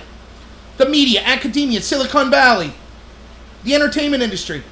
There are moral betters. They tell us we're flyover country. We're crap. We're scum. We're all racist. If we wear a MAGA hat, that's like wearing a Klan hood. We hate women. We're misogynists. Yet, over and over and over, we find out that they knew of all these accusations of people committing actual real crimes against women. And they don't say a word. Katie Couric's one of them, right? A week after Harvey Weinstein pleads guilty having sex with underage girls. And everyone knew there were way more allegations than that, right? A week after that, Katie Couric shows up to a party with them, a dinner party. But she's going to tell you about Me Too. She's going to tell you about how she cares about women. I guess just not if they're underagers being raped by a guy that she likes. Then it's okay. Hey, but this isn't new, is it? Roman Polanski anally raped a 13-year-old girl. Hundreds of Hollywood people wrote a letter asking the U.S. to give him clemency, to leave him come back in the country, because he fled before he was ever charged, before there could be a trial. Still working with people in Hollywood. The Meryl Streeps of the world, the Darren Aronofskys, the Whoopi Goldbergs. They're out there. Well, it wasn't rape. That's what Whoopi said. It wasn't rape. Anally raping a 13-year-old girl. That's not rape. So this all has to do with why won't they cover the Illhan Omar story? These crimes that carry up to the perjury crime alone that carries up to a 5-year sentence per instance of perjury, that's not worth pursuing? That's not worth reporting on? It's nonsense. They need Illhan Omar because they are cultural Marxists. They are intersectional people that are progressives. They like her as a hero. They need to use her as a token so they can scream racism anytime someone criticizes them. Her, that's what they want. So they won't report the truth about her. And I've had people say to me, well, this is just like the birther thing. No, it's not. Did you see all the pictures I showed? The court document. We have an actual court document of her saying she hasn't been able to contact her husband since 2011. We have her own pictures showing her pictured with him in 2015. How is that a conspiracy not worth looking into? We actually can see it with our own eyes, but we're told, no, that if you're looking at that with questions, you're a racist. That's the problem. You're a conspiracy theorist. I guarantee they wouldn't be saying, the same people that are saying stuff like it, let me go back to like David Pakman, right? Liberal, kind of like a Ben Shapiro, except on the left side of things. He's out there uncritically reporting every day now. Oh, Trump was at a party with Epstein in 92. Oh, this girl accused Trump of raping her in 96 on Epstein's Island. Even though even Vox said that it was one of the shadiest allegations they've ever heard. They can't even prove that the girl who made the accusation is a real person. But that's all reported uncritically by David Pakman. The accusation's all that's needed. Yet with a situation like this, he would say that you're a conspiracy theorist if you want to look into it. Or it doesn't matter for some reason. Any tenuous connection to Trump doing anything is reason to investigate. For journalists to investigate, it's a reason for law enforcement investigation. But with the Democrat, one of the squad, nope. Just like with AOC, right? AOC, the Justice Democrats that helped get her elected. All about getting money out of politics. And what do we see? Credible allegations of all sorts of shady stuff going on with her campaign, her using contribution money to hire her boyfriend at the time. Dummy corporations set up. Now, is it proof of a crime? No. But everybody knows that if this was a Republican, if Dan Crenshaw or a freshman Republican had a similar situation, the media would be all over it. Look, there are really smart people on the left. And there are people that are really genuine people. And they're great at arguing. But if they didn't have all of these cultural institutions of power going to bat for them 24/7, how bad would they get beaten? It would be devastating. Even having almost total control of the entertainment industry, almost total control of the mainstream media, almost total control of academia, that's not enough for them. Now they need to censor you on social media as well. They need you off there. And even with all that control, they still struggle to have power. It's absolute nonsense. So, that's the story of Illhan Omar. Those are the pictures I showed. If you type in David Steinberg,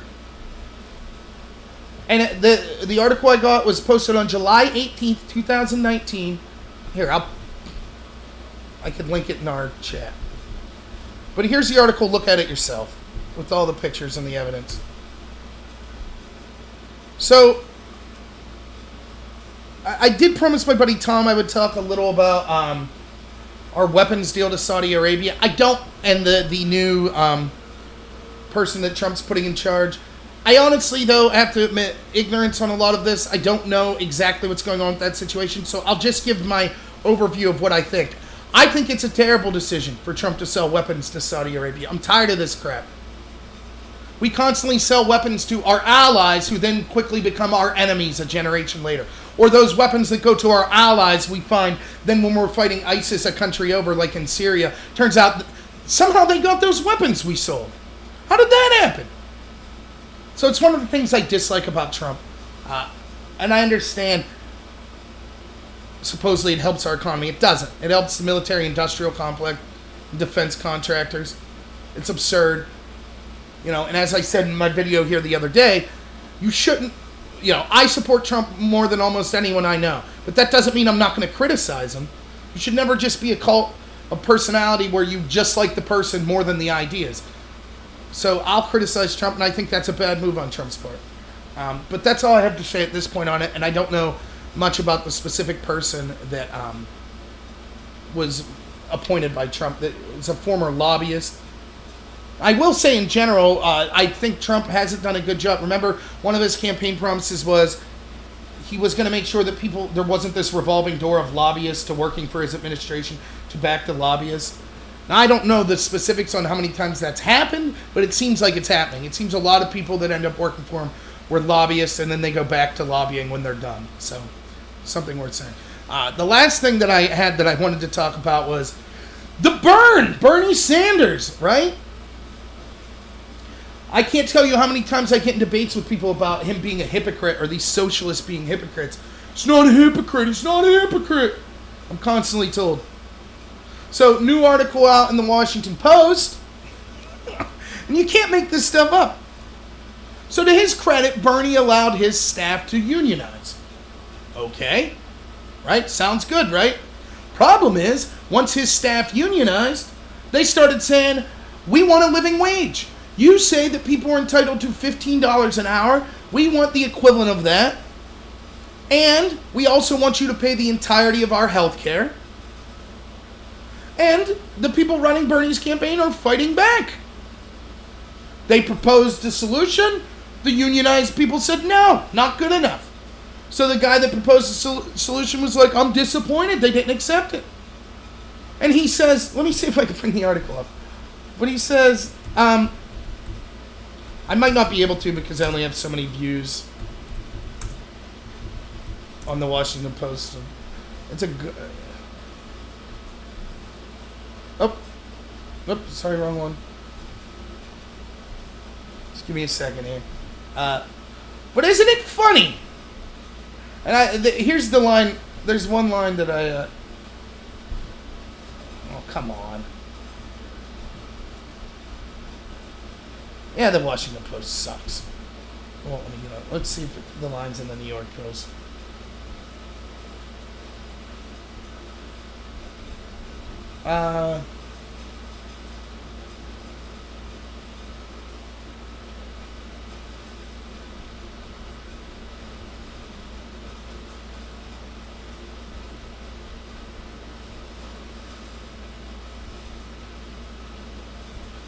Well, I can't see it in this article, but you'll just have to, if you can go to the Washington Post, you can check it out for yourself. But basically, like the campaign, the guy running the campaign for Bernie says, hey, we only have a limited amount of money and we're trying to be strategic and we're trying to, yeah, I'll talk about that in a second, Josh. But, hey, we're trying to be successful and competitive all over the country and it costs a lot of money. Yeah, Bernie. Yup. Welcome to the real world. Now, I remember watching a town hall like a year ago or so where Bernie is up on stage talking about his healthcare plan, and this woman stands up and she says, I own a small business. I employ like 6 or 7 people. I basically pay them as much as I can. I'm only bringing home like $20,000 a year myself after all my payments. Do you think that I should have to fully pay for healthcare for all my employees? And Bernie's like, yes, you should have to pay. You own a business, it's up to you to pay. Now here's a lady who's bringing home $20,000 a year after everything because she's paying her people as much as she can, and Bernie says, tough luck. Suck it up, businessman. But when it's Bernie, I mean, God knows he's never ran a business in his life. The closest he'll come to it is running a campaign and paying the people on it. One shot at it, big guy, and guess what? You can't do it right, can you? Turns out your people think you're not treating them fairly. You're not paying them what they're worth. Well, according to the rhetoric of Bernie the politician, no problem, give them whatever they want. Bernie's monstrous for being a business owner that won't pay people a living wage. But according to Bernie, the person trying to run a successful campaign, doing so as a business, well, we have to be strategic in how we pay. We can't pay everyone everything. Isn't that weird how that works? Constantly. With Bernie and with these other socialists. Bernie don't like millionaires. Bernie is a millionaire. Well, that's different. My argument is constantly, I'm sick and tired of people trying to claim the moral high ground when we're debating issues. That's what upsets me with like people advocating the progressives like Bernie. They claim that they operate this moral high ground. It is not moral to do something only if the government forces you to do it. So, for example, I'm not moral because I'm not armed robbing banks. That doesn't make me a moral person. It's against the law. Right? If it was legal to do so, for whatever reason, this might be a dumb example, but if legally there was no law against robbing banks, and I didn't rob banks, then I could say, hey, I made the moral decision not to rob a bank. Okay, that's a little different. But not doing it because it's illegal doesn't make you moral.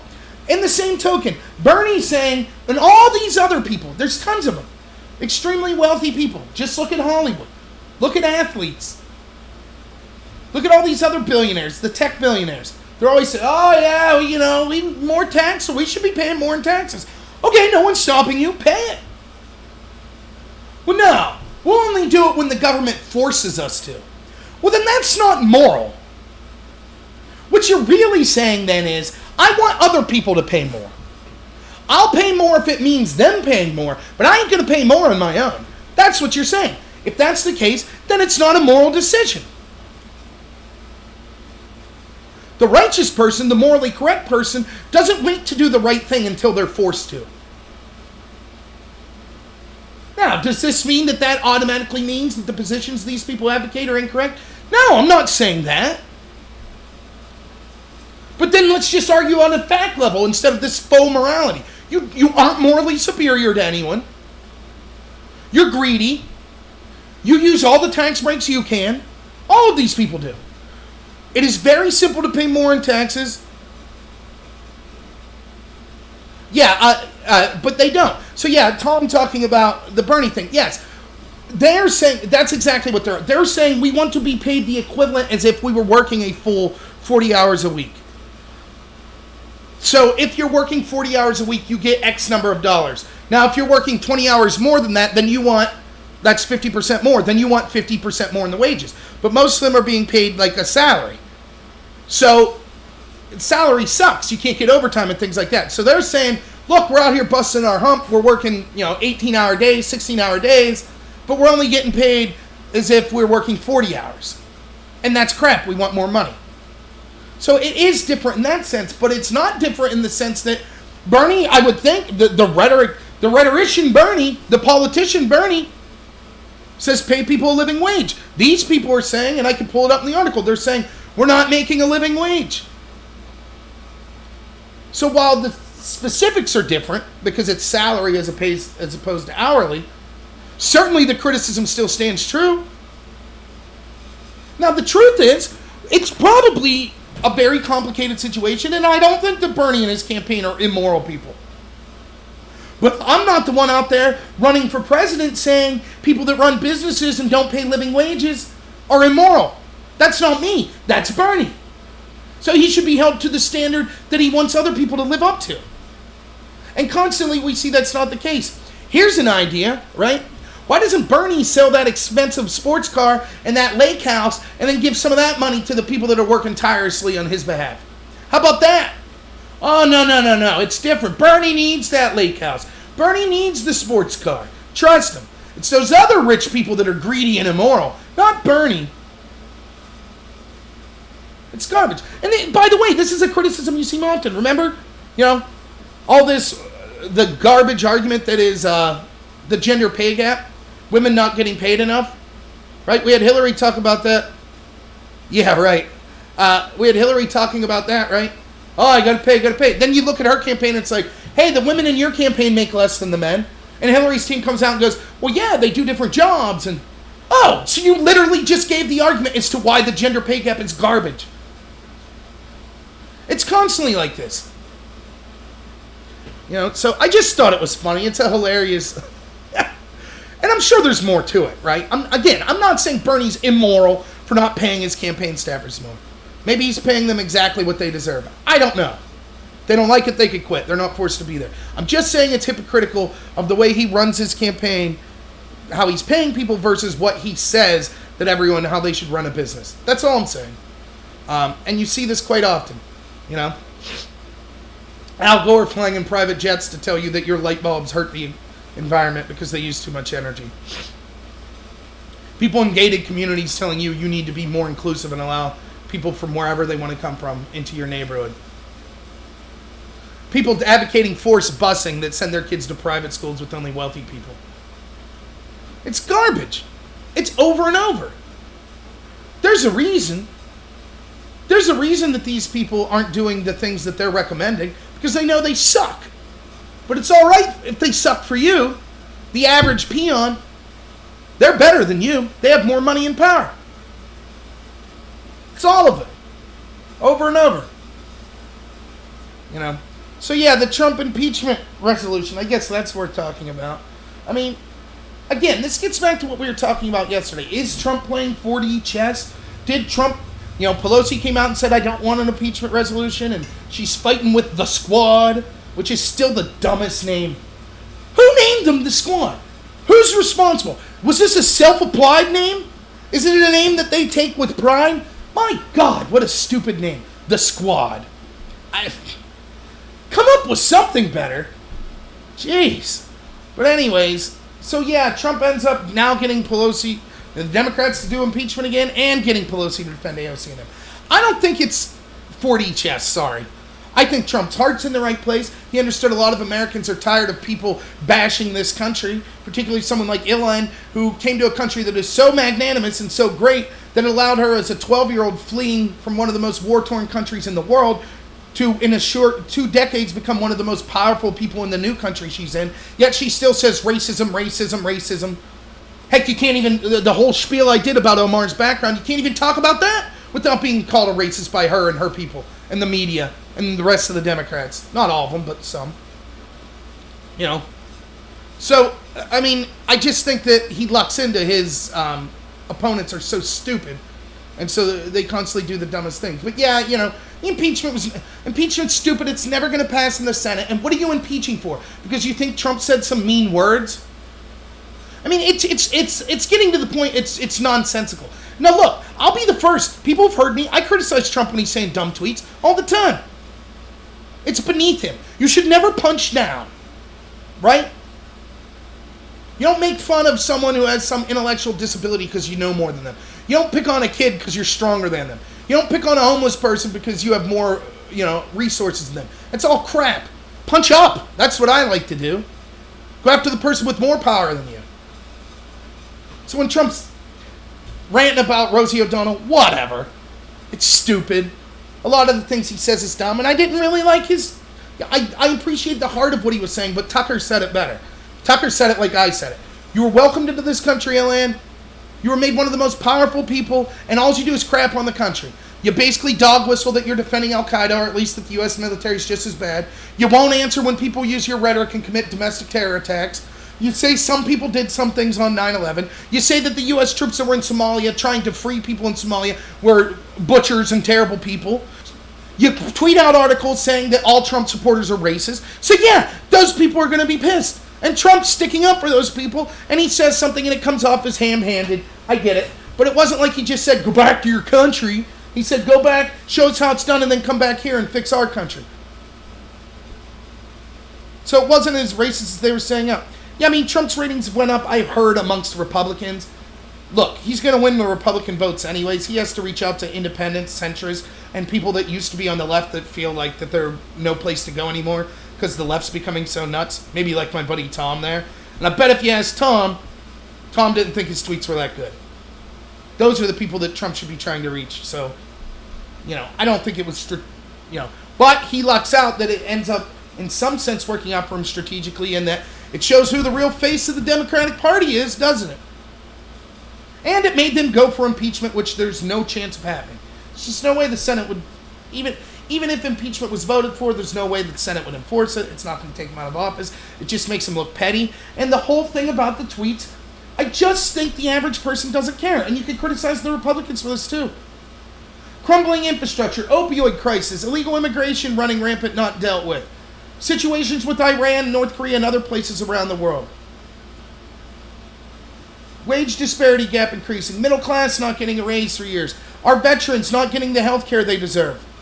On and on and on. And what are we talking about in the halls of Washington? Trump's tweets? It's so stupid. And you wonder, and again, I support Trump. The entire idea, I hope another good thing that could come of the Trump presidency is the executive has way too much power. Way too much. They can go to war with whoever they want. They can basically set all of our trade policy how they want. They basically can set immigration policy how they want.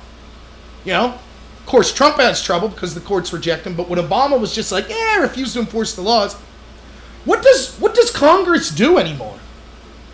That's not to say there aren't good people in Congress. There are.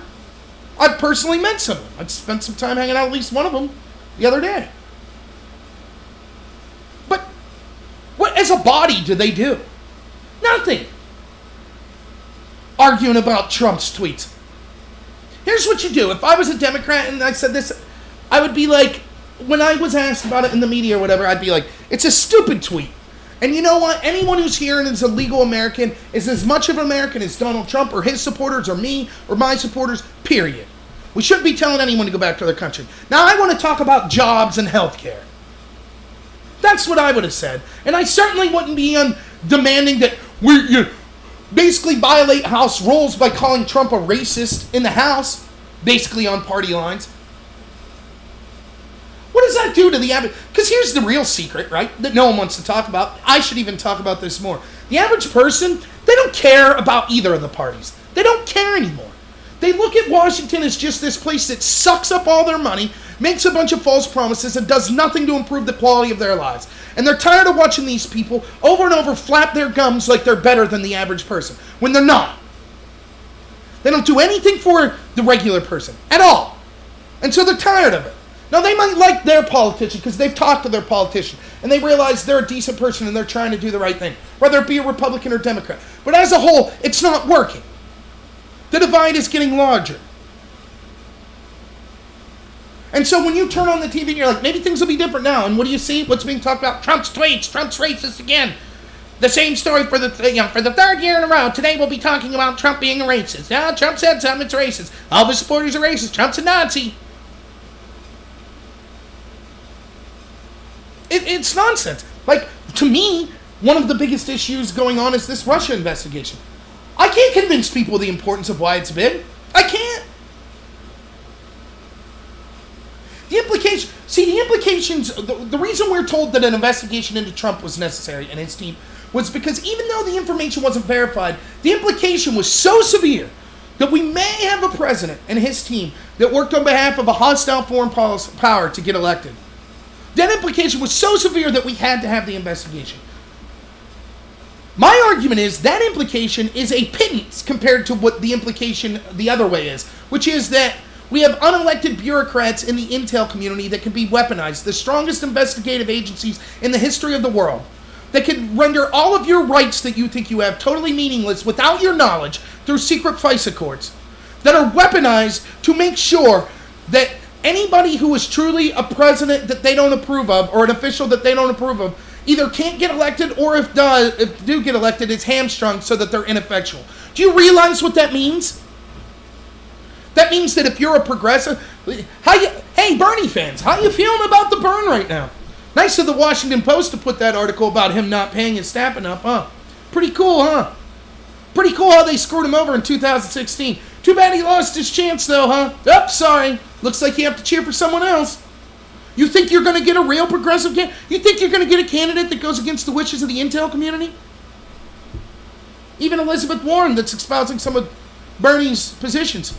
You think she ain't going to be a warmonger? You think she ain't going to listen to the intel community? She's not going to follow Chuck Schumer's advice? Don't criticize them because they'll find 6 ways from Sunday getting back at you?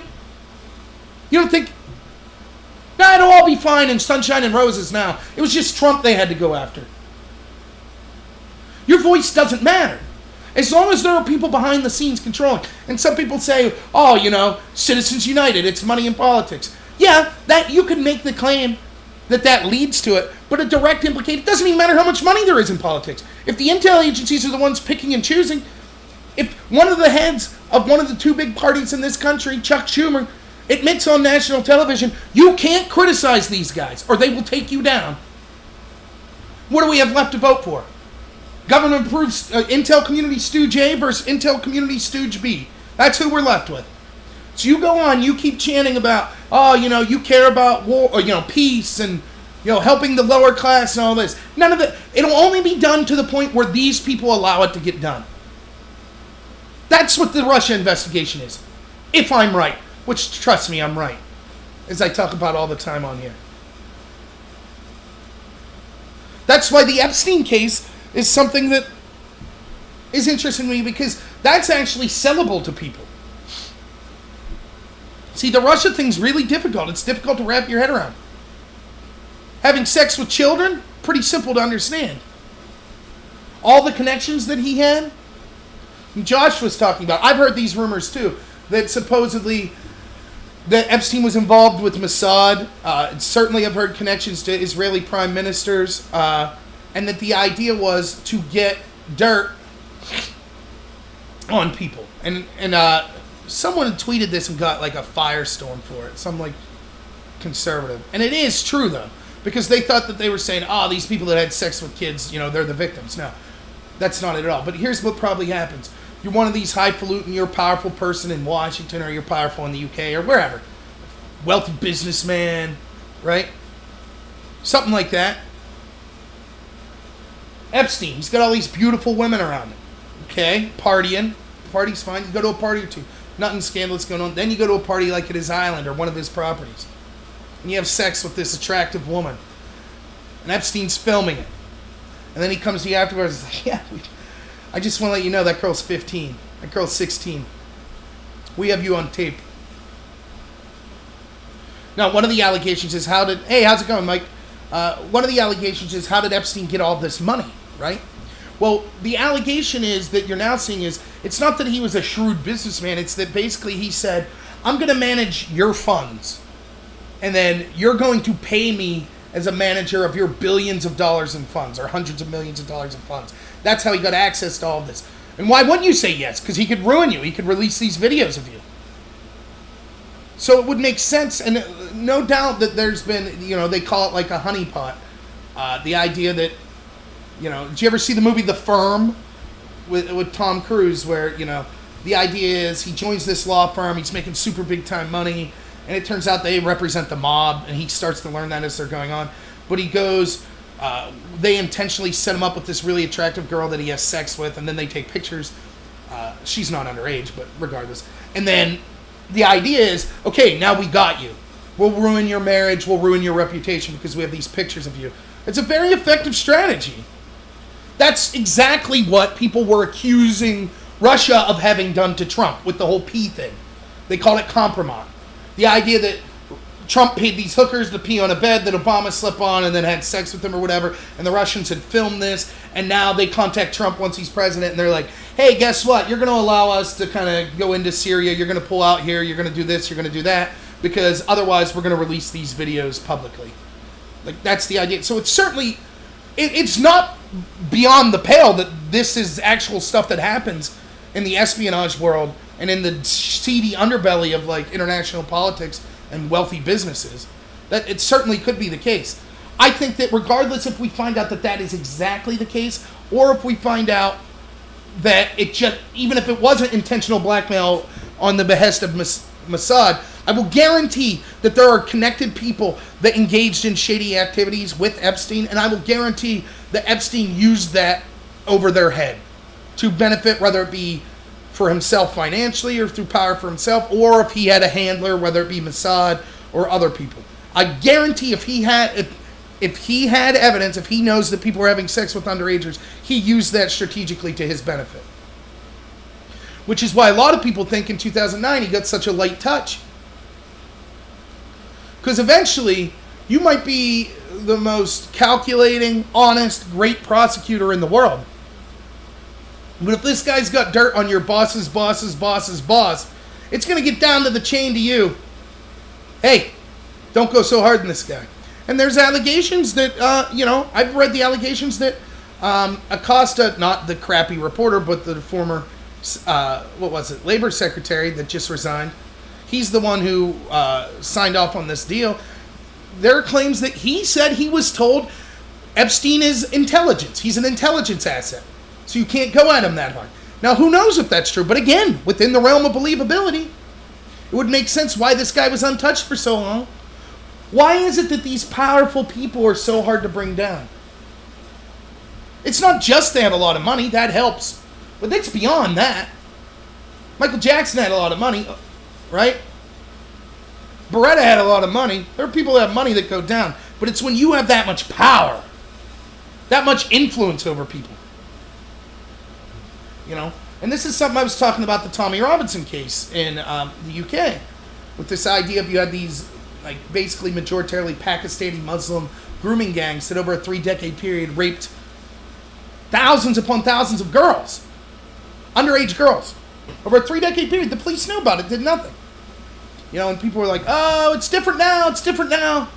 Tommy's an a-hole, it's different. Throw the bricks at him. You really think it's different, though? Because there's all sorts of allegations of people in positions of power involved in politics and other things in the UK that were involved in pedophilia. Look at Jimmy Savile. We didn't know until he died. So, the day he died, it was oh, by the way, that guy's a pedophile. He was hanging out with the prince and all these famous politicians and wealthy business leaders. We all knew it, but we didn't say anything. I mean, I think it was it Johnny Rotten? One of the punk guys. Yeah, there's an interview of him in the 70s. Yeah, we all know what Jimmy Savile's up to with the kids, but you can't say it. On radio, there's an interview of him saying it. Everybody knew. Everyone knew. But you couldn't say anything. And there was never legal pressure put on anyone. It's the same with Epstein here. We know that stuff like that's going on. Now, yes, there is a difference between knowing that this crap happens at the elite levels, right? And then making specific allegations to people without having definitive proof. A lot of that was going on with Pizzagate. I don't talk about Pizzagate often. And I have to admit, I was ignorant on most of it. I just wasn't something that I was into. The problem with Pizzagate became when you take what we would consider something that most of us know in our hearts is probably true, that there's really insane crap going on, even with children, and some of these powerful people, and then specifically saying, and this person did it, and this person did it, and this person did it. Before you accuse someone of being a pedophile, a public figure, you better damn sure have proof. Then we have people going into pizza shops with guns, shooting in the air, trying to get answers. No. That's not the way to go about it. But certainly it's a conversation worth talking about. I mean, there's a Dr. Phil episode, believe it or not. I'll see if I can find it real quick. I don't know if I can. But this episode blew my mind, and it's a girl who claims that basically she was a sex slave for a wealthy person. And he comes to the conclusion, I don't know...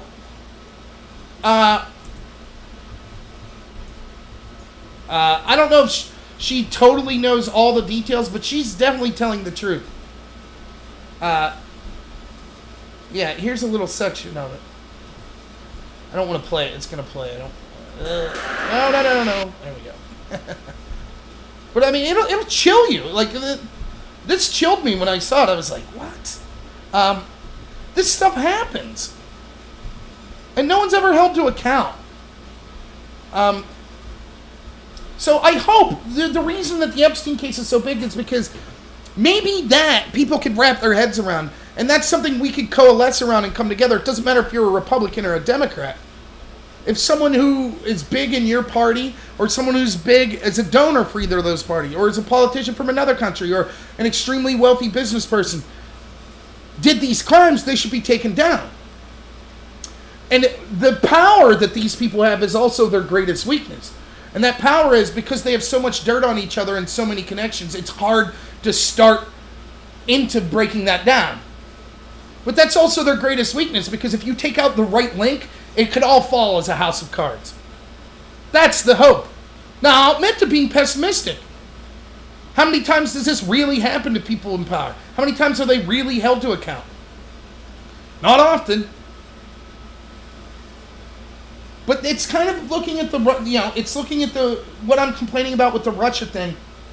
It's a similar thing, that there are these behind the scenes people running the show that don't really have our interest at heart, that are beyond reproach. They're more powerful than the people we elect. The Russia situation, to me, is a direct example of how that plays out in politics. The Epstein case it's not like that. It's not directly showing you how it plays out in politics, but it's easier for people to understand.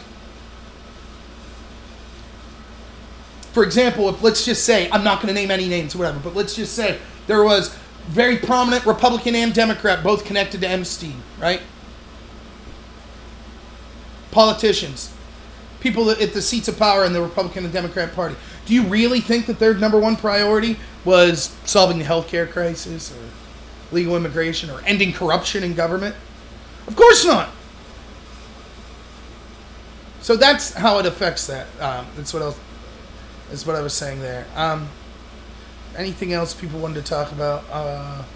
If anyone has, I'll stay on for a couple more minutes if anyone has a specific topic they wanted to hear about.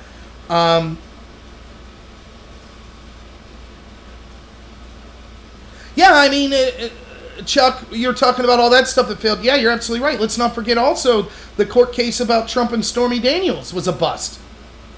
I mean, that's worth talking about. Remember? Like, this was the hilariousness of this. Michael Cohen pleaded guilty with a co-conspirator to, commit campaign finance fraud. And people like me looked into it. Because I don't know. I'm a layman, right? I'm just like all of you out there. I happen to have time, and I happen to have an interest in looking into all this stuff. And I'm reasonably intelligent, I guess. But I look into, and it turns out a lot of very credible people were saying, look, this isn't necessarily a campaign finance violation. And here's why. Because you have to prove that the money that he had given Stormy Daniels was explicitly given for the purpose of him winning the election. And seeing as how we know that Trump's paid off women in the past, before he was running, it seems quite likely he would have paid this woman off to save his reputation regardless of him running for political office. Therefore, it's not a campaign finance violation. Oh, by the way, Stormy Daniels is what we call an extortionist. And if this would have happened to a Democrat, particularly a woman, the media coverage would have been 180 degrees opposite. It would have been some man's like, hey, Kristen Gillibrand, remember when we slept together? I got photos of it. I'll release it. I'm going to tell everyone you cheated on your husband and slept with me. If that came out, it would be like, this guy's a monster extorting her. He should be jailed. This is horrible. She had to pay him, just another man victimizing a woman. But when it's the reverse, Trump's a terrible... Don't get me wrong, adultery's bad. I despise it. And Trump should be criticized for adultery. But she's an extortionist. And they made her out to be a victim. How is she a victim? She was paid hundreds of thousands of dollars to keep her mouth shut. Then she didn't keep her mouth shut. Then she got to keep that money. And then she became a national hero of the people on the left. And she's a victim? But anyways, I was, when you were like, look, this isn't exactly, it's not cut and dried. This is a campaign violation. Everyone said. Everyone on the, well, not everyone, but I'm being hyperbolic. So many people on the left said, oh yeah, if it wasn't a crime, why'd Michael Cohen plead guilty to it? He pled guilty and said he did it with Trump. That proves Trump's guilty. That's it. End of story. Impeachment. Game over. Trump's out for this campaign finance violation. But wait a minute. Obama's team committed campaign violence. It was different. Doesn't matter. This time it's serious. Impeach him. Get him out. 100% proven guilty. Get him out. Well, it turns out that that trial ended, huh? How'd that go for those people? Turns out, no more charges brought to anyone, including against Trump. Whoops! How could that be? Cohen pled guilty to a crime. Well, we said, people like me said, it's because they had Cohen on other crap. And Mueller was disingenuous, just like Manafort's lawyer said. You're not really going after Manafort. You're trying to make life as difficult as possible for him in hopes that he'll flip on Trump. Because Mueller's investigation was never about stopping Russian interference. It was never about actually finding the truth. It was about taking Trump down by any means necessary. How do I know this? Well, for starters, because he was supposed to be investigating as his number one goal, Russia interference that interfered with our system and caused divisiveness in our country. And the number one example of that is the Kremlin-sourced information that was given to Hillary Clinton-paid foreign British spy Christopher Steele that was used for 2 years to have an investigation into Trump, to which some polls say more than 50% of Democrats still believe Trump's a Russian agent. Now, could you buy better propaganda to cause division in a country? Nope. Yet for some reason, Mueller didn't get around to commenting on that in the Mueller report. Turns out the most severe Russia interference into our system, he didn't care at all about. Because it's just like the Manafort judge said. It was all about getting Trump by any means necessary. That's what it was about. Well, it was the same with Cohen. So they have all this dirt in Cohen. And they probably go to him and they're like, we're going to charge you with this, this, this, and this. You're going to be looking at 20 years. Or you could plead guilty to this other crime, serve maybe 1 or 2 years, and it helps implicate Donald Trump. Okay, sign me up. Once he pled guilty, it doesn't matter if technically it was a crime or not. He pled guilty. Him pleading guilty doesn't mean that Trump's pleading guilty. It doesn't mean that Trump committed a crime. Even if Cohen says, yeah, I did it, and I did it with him. Any more than if I was like, oh, by the way, I robbed a bank with Elizabeth Warren. I'm pleading guilty, so Elizabeth Warren's guilty. No. It's just nonsense. Yeah, and you're right, Michael. People are ignorant. They assume but it only goes in with their ideology, right? Like, they assume with Trump, it's like anyone who was guilty of any crime, it had to be because it had to do with Russia collusion in the 2016 election and all this crap. I've talked about ad nauseum on this channel, right? Every time you say something, and this is, it's with all these double standards, right? Pick and choose. Like, for example, the double standard of social media kicking off conservatives or even anti-establishment Democrats, right? And what they say every time is, well, it's apples to oranges. You can't compare. It's apples to oranges. What Milo did's different than when Carlos Maza did. It's apples to oranges. And so it justifies this double standard every single time they say that. Well, here's one that's not apples to oranges. Paul Manafort was charged with failing to register as a foreign lobbyist. And the reason was he was working with Ukraine's president named Yanukovych or something. I can't ever pronounce it right. Was a pro-Russia Ukrainian president. And he was acting as a lobbyist on behalf of Yanukovych back home in the United States. Right? And he didn't register as a foreign lobbyist. Seems pretty cut and dry. Violated the law. Only in the indictment it says that he did this working with Group A and Group B. Group A was Mercury LLC. Group B was the Podesta Group. Manafort is Trump's campaign chair. Podesta is Hillary's campaign chair. Podesta and Manafort worked together, failing to register as foreign lobbyists to lobby for the exact same person. Manafort goes to jail for it. Podesta Group gets to retroactively file paperwork and not have any legal repercussions. But somehow that's apples to oranges. Apples to oranges. The exact same crime committed with the exact same person. Apples to oranges. It's so stupid. It is transparent to anyone who looked at this that this was all about getting Trump by any means necessary. That's it. That's all it was about. They didn't care about the underlying crimes. That's why they kicked in Cohen's door in the middle of the night. All based on a lie. All of it based on a lie. Of the claims in the Steele dossier. Of the claims that people connected to Trump worked as in collusion, illegally conspiring with Russians in the 2016 election. Based on that lie. Just leave us open the door, kick in the door to everyone's house, we'll find it. Show us the man, we'll find the crime. What did I say at the time? I'm still baffled. I'm still stunned they haven't got Trump on something. You take any billionaire in this country or any politician at a high national level like that, kick in their lawyer's door tonight and get evidence, and I'll bet 80% of them you could charge with some sort of crime. We all know that's true. We know it. All she needs is the excuse to kick in the door. Well, they got it. It was based on a lie. But people defend this. Yeah, I can't wait for the Mueller hearings. You'll see a lot of me on here talking about them. I think it's going to backfire on the Democrats again, because Mueller's not going to say anything new to implicate Trump or his people. They'll have him repeat. They might as well just be like, hey, Mueller, can you read this line? Yeah, people from Trump talked to a Russian. Oh, see? But the Republicans are actually, hopefully, the Jim Jordans and the Mark Meadows of the world ask difficult questions.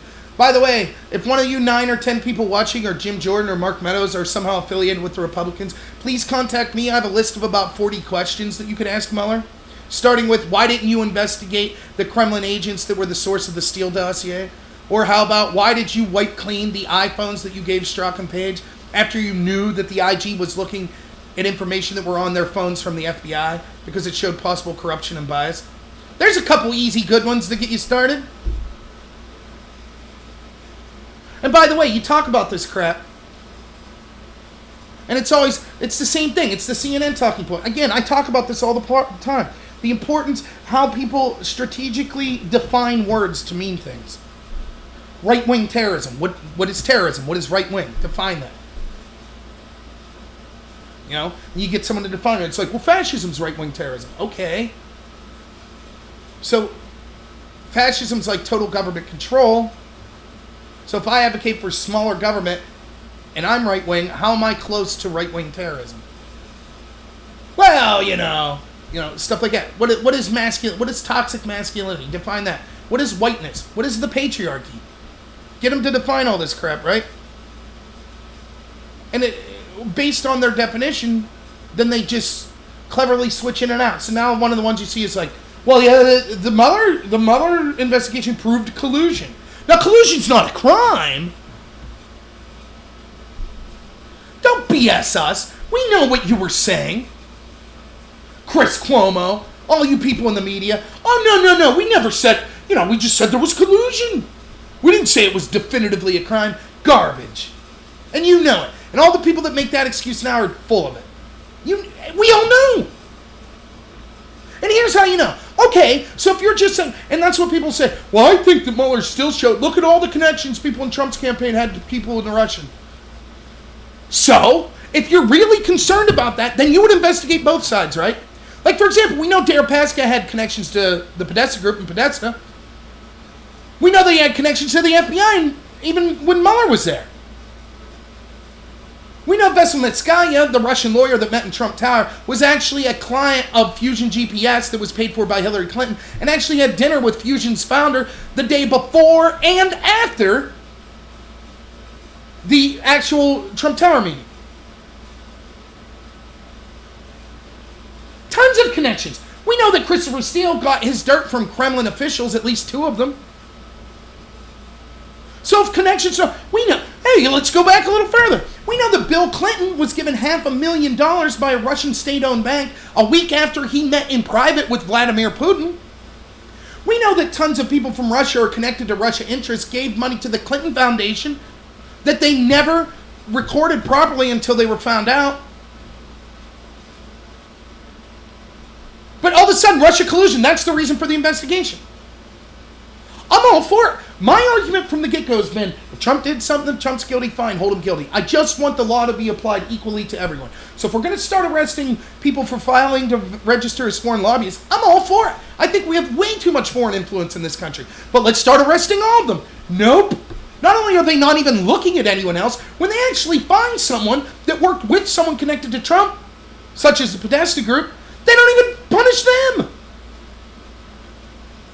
So I'm not hopeful that it'll get better going into the future. Or how about lying to the FBI? Oh yeah, Flynn goes down for that. Even though the FBI said, we don't think that Flynn lied to us intentionally. We don't think it's worth charging. Mueller said, oh, sure it is. Because he wanted Flynn to flip on Trump. That's what it was about. Meanwhile, we know 100% proven that Cheryl Mills and Huma Abedin lied to the FBI. Peter Strzok's own notes say it. They told him that they didn't have knowledge of Hillary Clinton's private server until after her tenure at Secretary of State. when email communications between them and others showed that they knew as early as 2009 that she had a private server. So they lied to the FBI. And not an incidental lie, a lie exactly about what the case was about. We know that FBI agents, according to their own notes, said that they felt that when Hillary Clinton told them she thought the little C at the top of the documents was meant alphabetical order, that they thought that that defied all credulity. You know what that means? That she was lying. Was she charged? They're talking about charging Trump with obstruction of justice, right? That's all the talk's been about. After they jumped from one lie to the next. Once their Russia conspiracy lie was debunked, they didn't say, I'm sorry, our bad, let's be real journalists now. Instead, they said, oh yeah, but Trump tried to obstruct justice into a crime he never committed. He didn't actually obstruct it. It went off without a hitch, but he tried to. Because he had mean tweets and he fired Comey. Meanwhile, we know Hillary Clinton's team deleted subpoenaed emails. It could not get more clear. Obstruction of justice. Yet no one's charged. It's over and over. And so it is, again, another failure on their part. With this, the Stormy Daniels payment. This will be it. Remember, people were saying, I remember watching Ben Shapiro. It's actually, this Stormy Daniels business, that's way more danger to Trump than the Mueller investigation. Well, but that's okay. The Southern District of New York, they're shameless. They'll find something more to talk about. Keep on digging. You'll find something. The guy's a billionaire. I'm sure he's had some shady deal in his life. Keep going. You'll find it.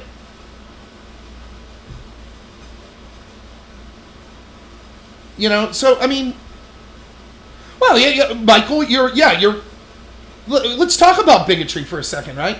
Now, let's say, Michael, theoretically, this Russian mechanic. Let's switch it around. Let's say, Michael, that you're really upset with Vladimir Putin's treatment of LGBT people, which is something that would be reasonable. I think it's over the line. I certainly do. So you're really upset. So what you do is you're like, I'm going to go to Facebook and I'm going to make a bunch of memes and posts that's basically just calling out Putin. I'll even make up lies. Whatever. It doesn't matter. I'm going to smear Putin because screw him for hating the LGBT community, right? Okay. So you do that, Michael. And then the Russian government says, oh, this is fake news and it hurt our country, it caused division, and it hurt elections here. Oh, by the way, Michael isn't just Michael. Michael is the U.S. government. The U.S. government attacked us. And you're thinking to yourself, how is that the case? I'm just some guy. I'm not working on behest of the U.S. government. Yeah, but here's the deal, Michael. One time you catered for a government event. That is exactly what our government did to Concordia, the group that used to cater for some Russian diplomats, when they were accused of putting fake news and memes up, which the story on its face, as I said, check out my video on this, it's only like 6 minutes. On its face, it's from like 2 weeks ago, but on its face, the story is stupid. That somehow some Russian trolls using Pokemon Go and Facebook posts swung the election. $1 trillion election, they swung, spending less than $1 million. Ridiculous. But now it turns out, we don't even have proof that they were operating on behalf of the Russian government. The proof is, this is the proof that Mueller gave. Well, they were a catering company for Russians. And then the proof I've heard this defended of the couple people that tried to defend it to me was this. Yeah, you don't know how things work in Russia. Like, everyone that does something like this is connected to Putin. Well, if it's so easy to connect, then connect. Mueller had unlimited resources for 2 years, and he couldn't find a stronger connection. So much so that a judge had to tell him, you legally can't say this anymore. Because you're libeling the people from these actual Russian trolls. Now, how big it is, and this has happened over and over. There's other instances where I remember talking up to 2 years ago. What other country would we say, just by we have to view you on suspicion just based on what country you came from? Doesn't this sound a lot like what led to the internment of the Japanese in the internment camps in World War II? You're suspicious because you have a Russian background. Yet that's constantly what's going on here. Any connection to Russia? Go look at it with skepticism. Meanwhile, what proof do we have of anything? Nothing. How did the Russians use Pokemon Go? They linked to Facebook ads and through ads on Pokemon Go to articles that they had. That's how they used it. Now, keep in mind, also, most of these ads weren't seen till after the election. Most of them had nothing to do with the election. A lot of them were like pro-Black Lives Matter, pro-LGBT causes.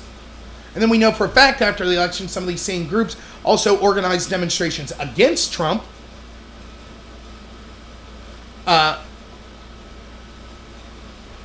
So, I mean, it's just nonsense. But that's another court case. So the court cases, they lost the Stormy court case, lost the court case with the Russian trolls. We're set back in court with that. Mueller was going to be the end of Trump. Lost that. Wasn't the end of Trump. Now we're going to, okay, well then we'll impeach because it's a high crime or misdemeanor to tweet something we find offensive. Lost that. So yeah, I mean, it hasn't looked good. But yeah, I'll definitely, when the Mueller investigation occurs, I'll definitely be on here. I'm also planning on doing some videos where I'm going to painstakingly go through at least one of the Democratic debates, hopefully both of them, if I have time. That's the plan. So, but yeah, that's about all I have for today, unless someone has something specific. Yeah, I mean, who knows who's behind the Russian trolls? It could just be Russian trolls. No, and it certainly didn't sway the election. It's just a lie. It's a lie they tell. In fact, we know in the Roy Moore election, that special election, we have proof. The Democratic operative said we did the exact same thing that these Russian trolls we were against. We modeled exactly what they did to help smear Roy Moore as being a Russian agent or being favored by Russians. Remember all those sites that came out and said, all these hashtag, what was it? Hashtag release the memo, when Nunez's memo came out that showed, that criticized them for using the Steele dossier and the FISA warrant. And all these places came out, hashtag release the memo, that's being pushed by Russian bots. Turns out it wasn't. Turns out those very websites that were saying that, making that allegation, were actually doing the exact opposite. And were intentionally smearing people as being favored by Russian bots, using the very same tactics they accused the Russians of. Do you remember the investigations into that? Do you remember the claims for a redo of that election? Do you remember people getting held on Capitol Hill for that? Nope. Perfectly fine. No problem. So, I mean, it's just stupid. So, yeah, the mainstream media is just a mouthpiece for the intel agencies. That's certainly true. So, yeah, I'm going to head out for today, but thanks, everyone. Again, I hate having to say this, but I'll give my spiel. If you haven't liked and subscribed, please do. I'm trying to get to 1,000 subscribers so I could mobile live stream, and then hopefully I'll be able to go to rallies, or I'll be able, when I'm doing things like when running for office, I'll be able to live stream some of that stuff. So I would really appreciate if you could like and subscribe, and maybe recommend me to some other people so I could get some more subscription. Yeah, Michael, I could talk about that real quick here before I leave. Yeah, I mean, that's constantly the case. There's a guy's name now that's on Twitter that basically BuzzFeed's threatening to dox him.